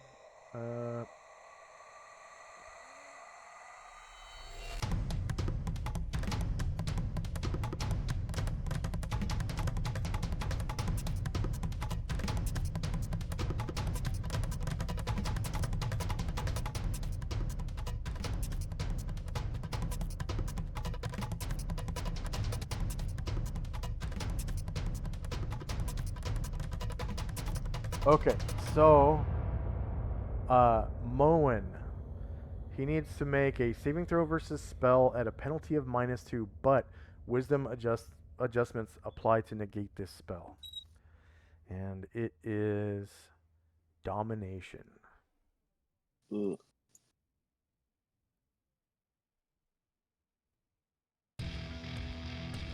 Oh, is save versus spell -2? -2, but wisdom adjustments apply. Won't If help any. him. Yeah, he doesn't have very good wisdom.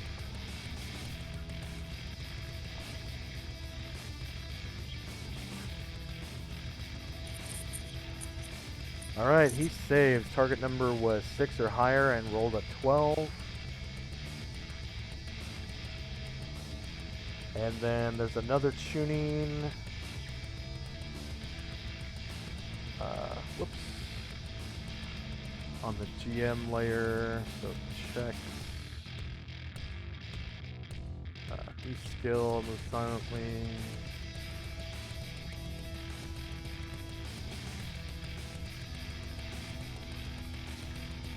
Alright, and then Solynod. Yeah, Try will ask the Lude just to come by her, just in case we need to make haste and do some movement. So you fly up behind me. And I'll go there and wait. All right, and then the Phoenix is going to cast.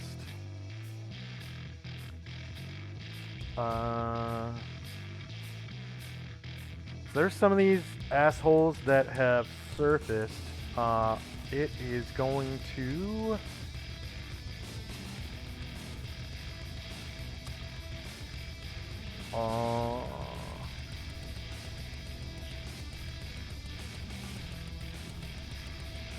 I'm gonna say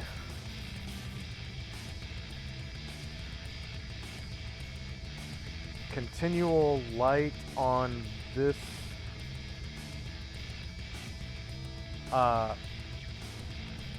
this guy's ocular organs Oh God. to blind it, right? Oh, saving throw continually. That's special- fucked up. Yeah, this spell is similar to a light spell, except that it is as bright as full daylight and lasts until negated by magical darkness or by a dispel magic spell. Creatures with penalties in bright light suffer them in the spell's area of effect. And it's similar to a light spell, so it's a saving throw versus spell. Obviously, and I'm not sure if they have magic resistance. I don't think they do. Nope, no magic resistance. So it gets a saving throw versus spell. And A normal light spell would give a -4. Are you sure? Let me double check, but I'm pretty sure. Spells and powers, wizard 1. No. That's no. That just once it's blinded. Yeah. So it gets a saving throw versus spell with no modifier. They count as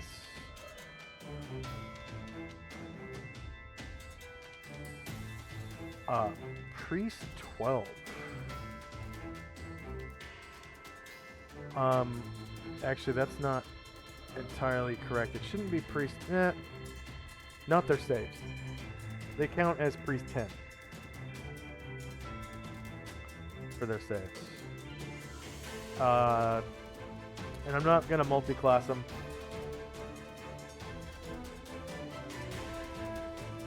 Okay, so it saves versus the continue light spell, and I think the Phoenix has to fly.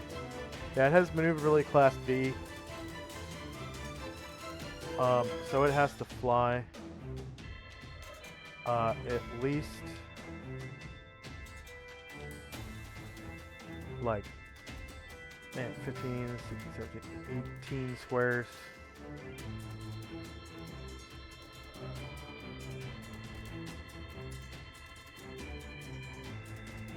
And it will fly, first thing is it will fly up and out of that thing's reach. So it does not, actually it's in a threatened square. So yeah, it's going to get hit no matter what. Behind attack. So the Phoenix flies off into the darkness over here. 18 squares. And actually, you know what? It's not going to fly. Fuck that. It's not going to fly out. It's going to land in the water. Just splash. Kind of sizzling. And it's there swimming on the surface. So next to the air elemental. It doesn't want to take an attack of opportunity from these things. Yeah, Chai will order it to fly over and yeah, attack closest one. So it's gonna pony up next to the Phoenix. Try to attack the one next to the Phoenix. All right. Elemental air, or sorry, air elemental has a reach of 1 square. It's not armed, so you're gonna have to get up in proximity. Oh, can you make me more 1 square down? Yeah. Fly. is so weird. There you go. All right. And the Ishit Shachidal is going to turn so that it's not a back attack. It's a shieldless flank attack.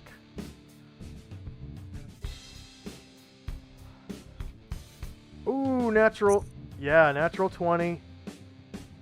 It's a large creature with no weapon immunity. And you can see now that it is, I think you guys saw before, it's a greater vampiric Ishit Shachidal. Large creature, and you cause 30 damage to it with that crit. Great gust of air. Minus 30. Enter. Okay, and then Ryer.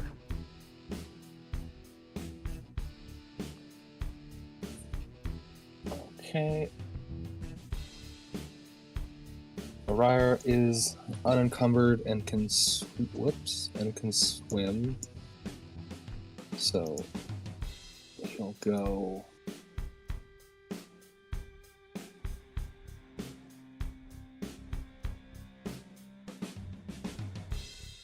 Yeah, make it swim in front of Luther. And hold as an action.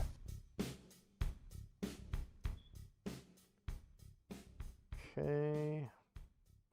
There's another tuning.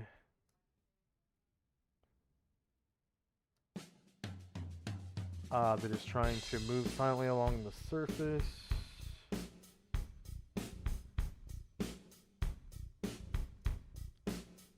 Checks. Deep skills. Move silently.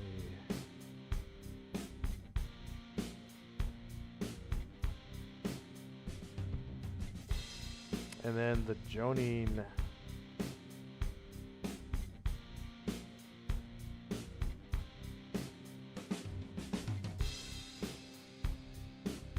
All right, Ashriel. Did you mean to do multiple attacks with Ashriel? No, he's going to do a dispel magic in a Spell. 30-foot cube. Okay. I gotta roll his that die. Just a second here. Yeah. Let's see how it works too. I'll put an AoE down for now, and we'll see the spell. It is spell AoEs. Yep. Here's 30-foot diameter and 30 feet by 30 feet. So there's a cube, 30 feet by 30 feet by 30 feet. Spellcaster automatic spell effect level caster. When the priest casts a spell, it has a chance to neutralize or negate the magic it comes in contact with as follows. First, it has a chance to remove spells and spell-like effects, including device effects and innate abilities from creatures or objects. Second, it may disrupt the casting or use of these spells in the area of effect at the instant that the spell is cast. Third, it may destroy magical potions, which are treated as 12th level for the purpose of the spell. Okay. And then where do you want the center of the AoE?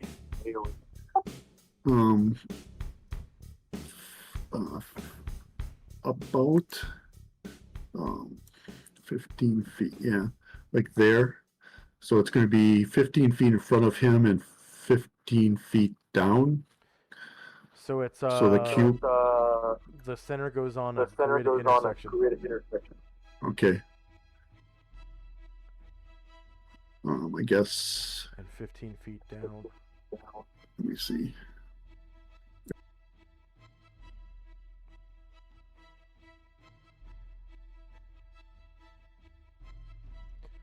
I think if you So- hit shift, Oh. it might. So like this square. So bottom right, bottom left, top right, or top left of it. So it goes on a grid intersection. The center does. So it's either here, here, here, or here.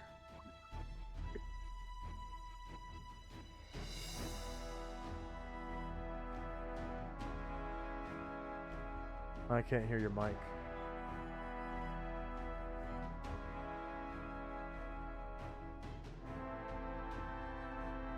Uh-oh. Oh, there we go. Okay. Right on. And so it'd be like 15 feet in the water, so the top of the cube would be like the surface of the water, and then it would go all the way down. Yeah.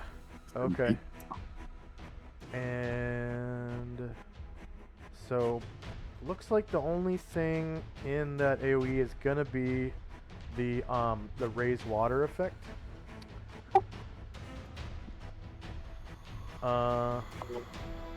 Wouldn't, Well, you know. because it's a cube, wouldn't this square be affected as well? Yes. And there's no one in that square? Nope. Okay. So raise water. Level of magic to be dispelled. I think is 12. Yeah, 12. And then you're casting it at level 8? Yes. Okay. Alright, no success. So nothing happens that you can see. And nothing becomes visible if that's what you were expecting. And then I'll just take this AoE back out. And then next Ishit Shachiro is over here. It is going, that's the one, that's one of the one that's still at the bottom. So it's gonna swim over here and surface right behind Zaalmond and shatter one of his stone skins.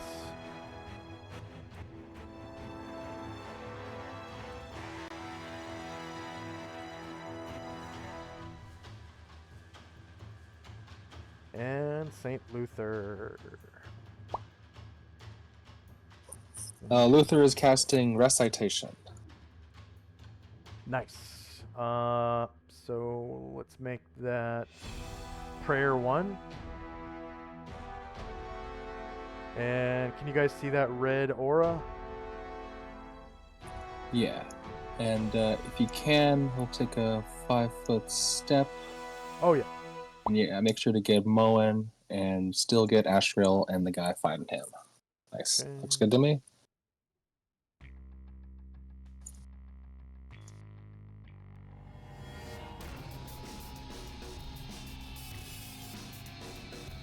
And that lasts 10 rounds now because you leveled up. Oh, nice. So Prayer 1.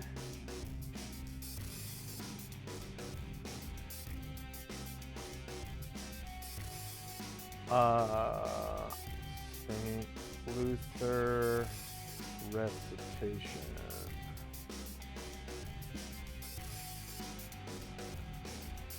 And you said 10 rounds? Yep. 10 rounds.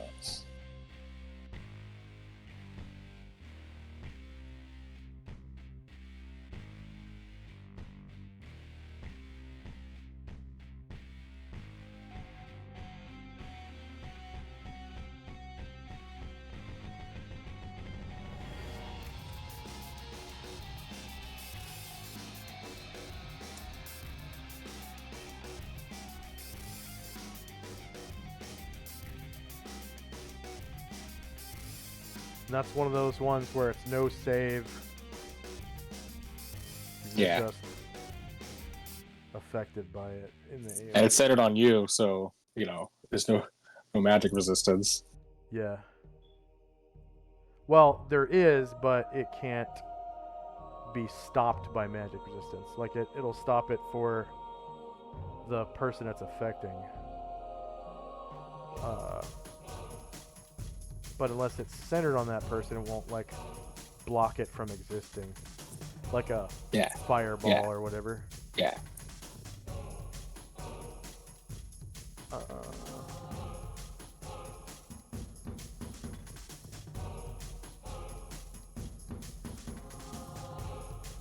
Okay, and then that's what, like level 4? Yep. All right, so Luther gets 400 points. Nice. Tenzi. Well, the water doesn't really bother him. He supposes it bothers everyone else, so he's casting Dispel Magic at level 19. Ho ho ho! There we go.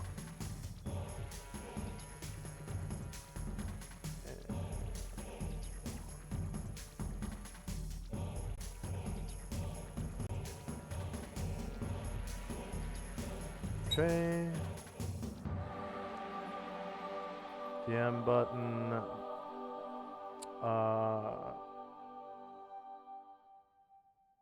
And let's see.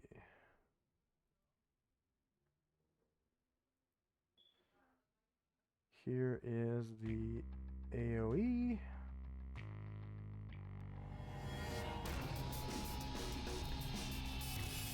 And I'll put it to back so it's easier to see.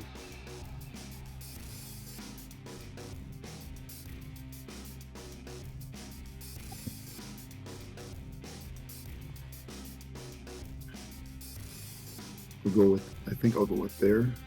All right. And you said 19th level? Yep.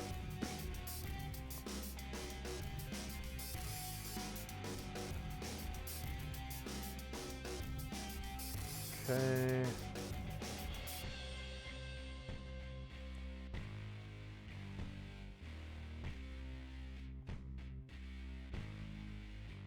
Level of magic to be dispelled. Whoops. 12. Level at which dispel is cast. 19.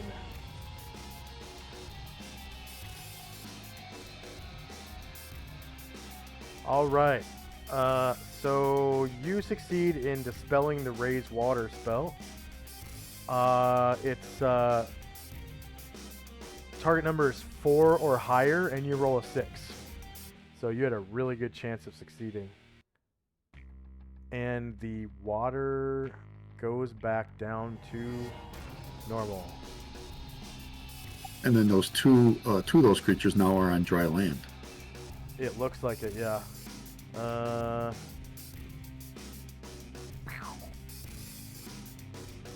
And they start suffocating because they are fish. And that's an alien environment for them, so I think it's if they want to attack somebody in an alien environment, see rules, etc. Was it combat?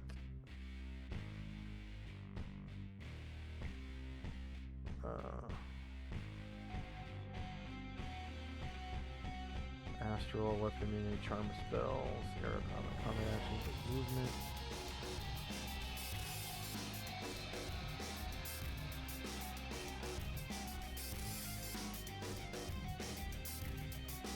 That's in the player's handbook. And I don't remember what table. Player's handbook. Table. Attack roll penalties. Whoops.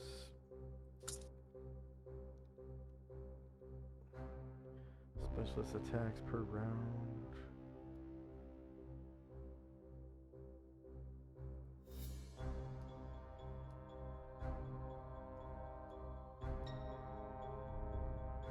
Attack roll adjustments.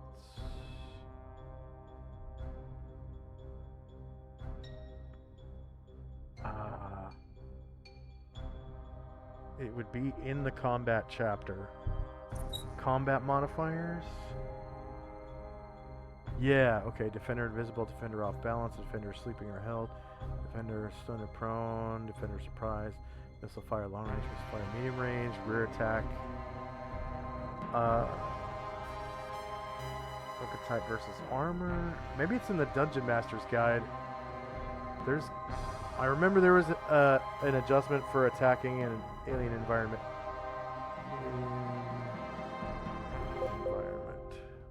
Fuck. For now, I'm just gonna say it's a -2 because I don't think it was a huge penalty. And then of course they will start drowning. So they didn't get a good gulp of air because it was kind of sudden.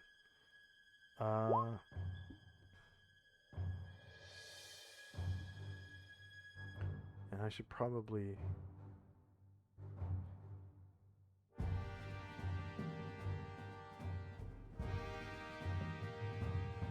I am going to give them really good constitution because of what they do.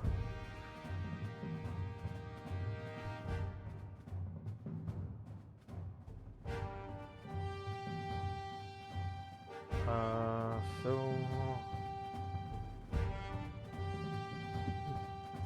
No gulp of air, and they are unencumbered, so they have 5 rounds before they drown.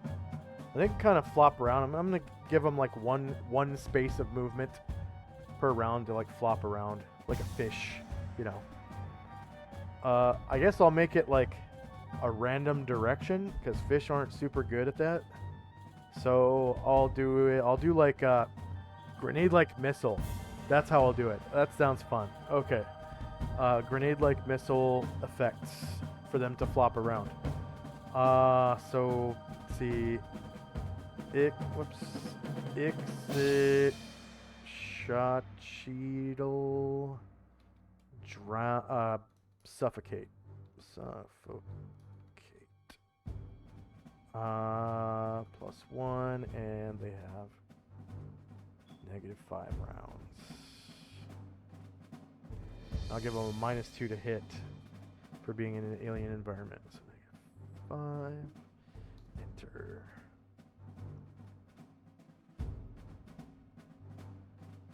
That's funny that it's fucking it's a really powerful creature that's just flopping around helpless almost. Okay, and then Tenzi gets 300 points for Dispel Magic. Thank you. And I'm going to give you an additional bonus of where is he? There he is.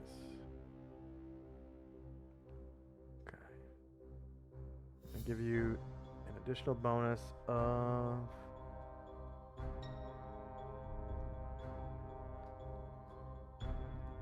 that. Because that was a good move. I must say, that was a good fucking move. Musashi. So everyone is back down on the ground or whatever, except for the Phoenix is swimming. Obviously, and then yeah, there's 2 of them flopping around, and they're all on the surface or on solid ground. Musashi had 2 squares of movement. He'll take that, and then he'll just hold his attack. They're not going to be coming now, but just in case something comes, he's ready. Okay, 1 second. So I need to do something I forgot. Where is this? There it is. Okay, Musashi gets a save versus spell. With adjusted for... Yeah, adjust for wisdom. Sure. And I'll tell you what that's for in a second.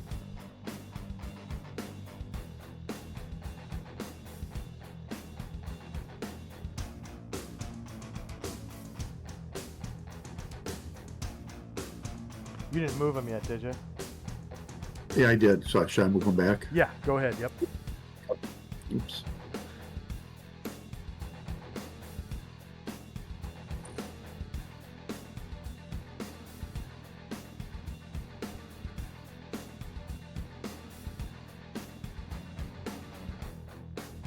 Yeah, I should have done this immediately after the water level went down, so... okay.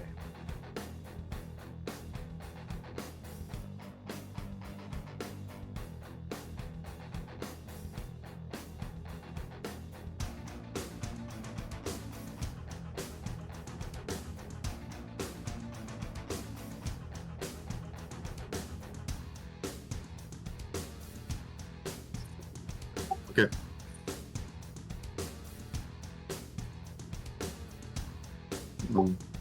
He'll call out. There's looks like there's something swimming in the water. Be ready. Something swimming in the water right there. And if he has movement left, he can engage it just like before, jumping down into the water, not taking damage, and causing a splash. Yeah, he will do that. He has 2 squares. 1, 2. That's enough to get right here, directly towards it. Okay.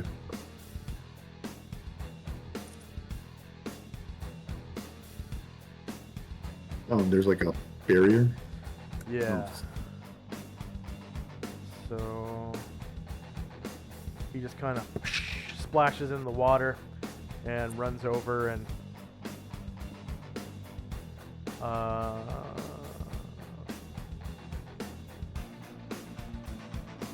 ahead and roll at -4 to hit.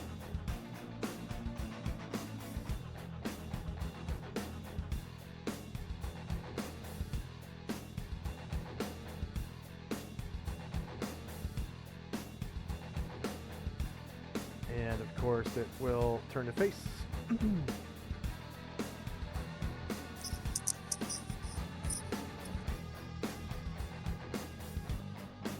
It is shieldless. -13 beats AC 0. You cause 11 damage to the avatar of Demogorgon. Nope, I gotta re-roll it because that would have been a high mastery attack. Yes, it would. Yes, it would.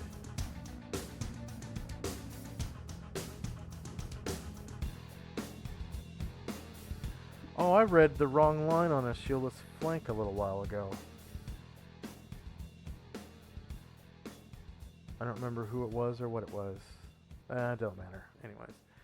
Alright, yeah, it's shieldless, -9, still beats AC 0, and you cause 17 damage with your Grand Mastery Katana. No Ki. No Ki. So 17 Yeah. damage. But we will follow up with the Wakizashi and one more katana attack. Oh, because you were waiting before. Yep. Right on.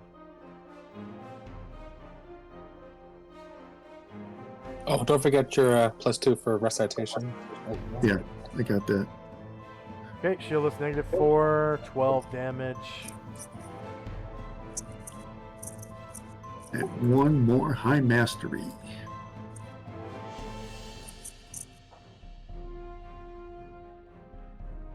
Slice, slice, slice. 3 slashes. Okay, shieldless, -1 versus AC 0 hits for 27 damage. And we gotta go. Just a second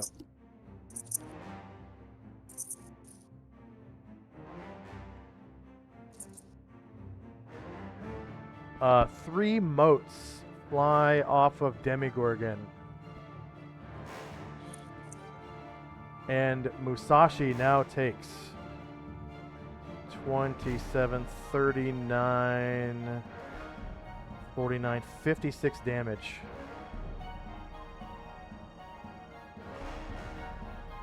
And loses 3 stone skin charges.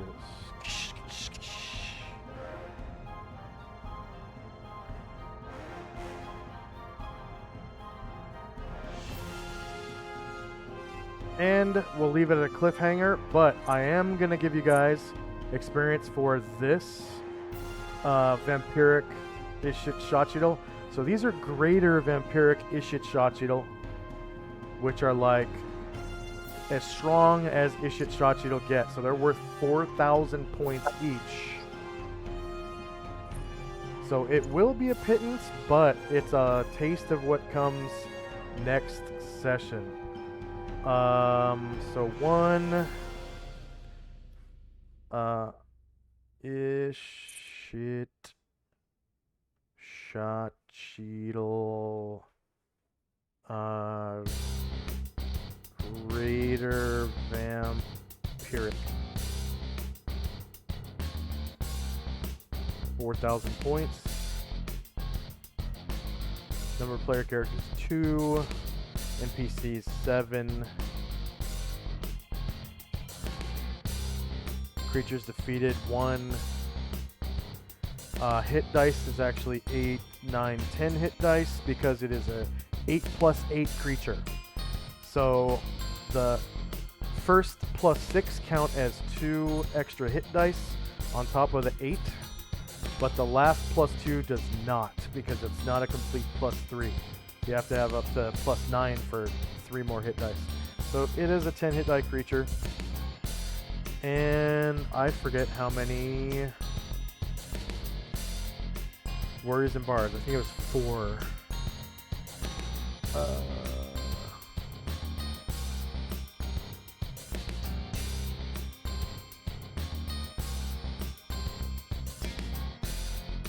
Group XP.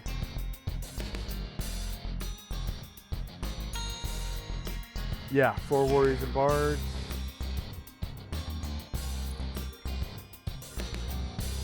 Alright, just a little pittance of experience points, but you know, next session there's gonna be a big old chunk from Demigorgon. And this is like, I'm trying to do Demigorgon as full power right now.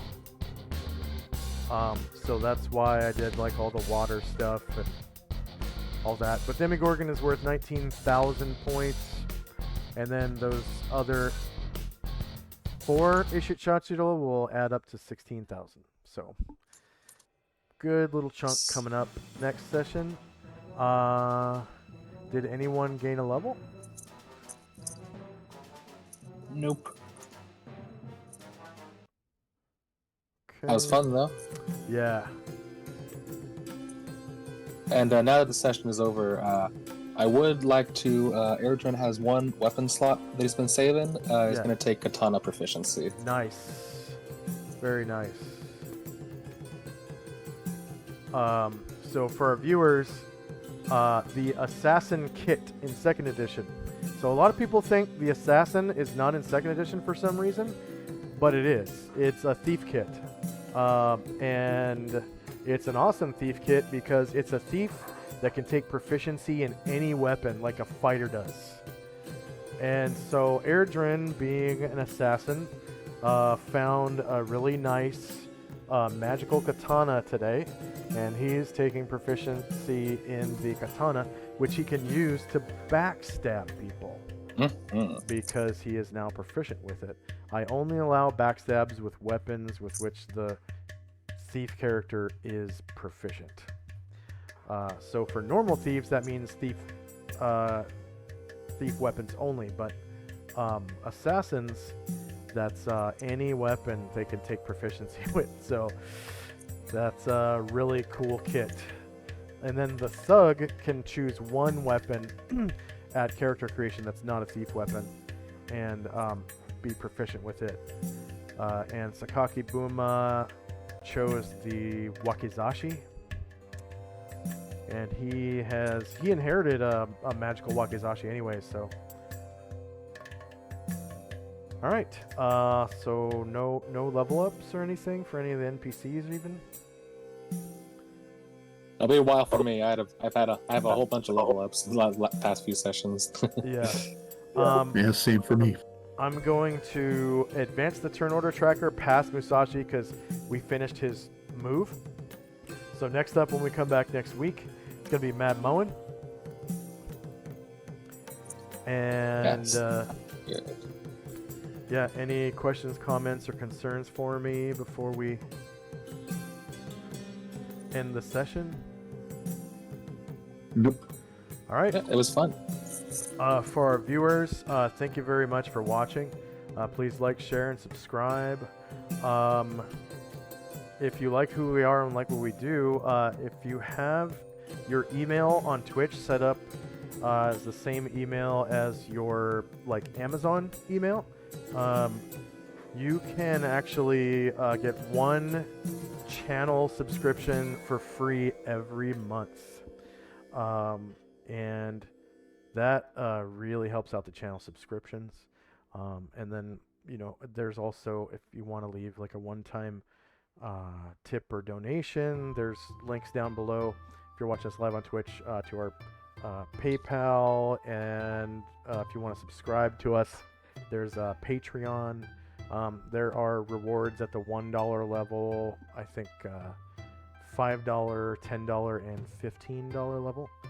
$10 and $15 level allows you to play in the game. So if you're interested in playing the game, you can apply to the $10 or $15 level on Patreon and then apply to the game. There's a link to apply to the game down below, and we play once a week for about 5 hours, give or take.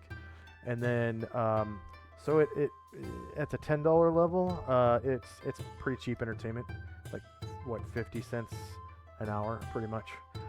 So we're going to, if you're interested in getting some extra channel points, we're going to try to raid into one of my friends. I don't see Lord Gosumba right now, but my brother from another mother, Skagith, is streaming tabletop RPGs. He's playing Dragonbane like it was last week. So we're going to raid into him. And I forget what tabletop he uses. He's using a virtual tabletop, but it's not Roll20. Yeah, I have no idea what that is. So we're going to raid into Skagith, and it's a couple 100 extra channel points if you follow the raid. So here we go. See you later. Bye-bye. All right.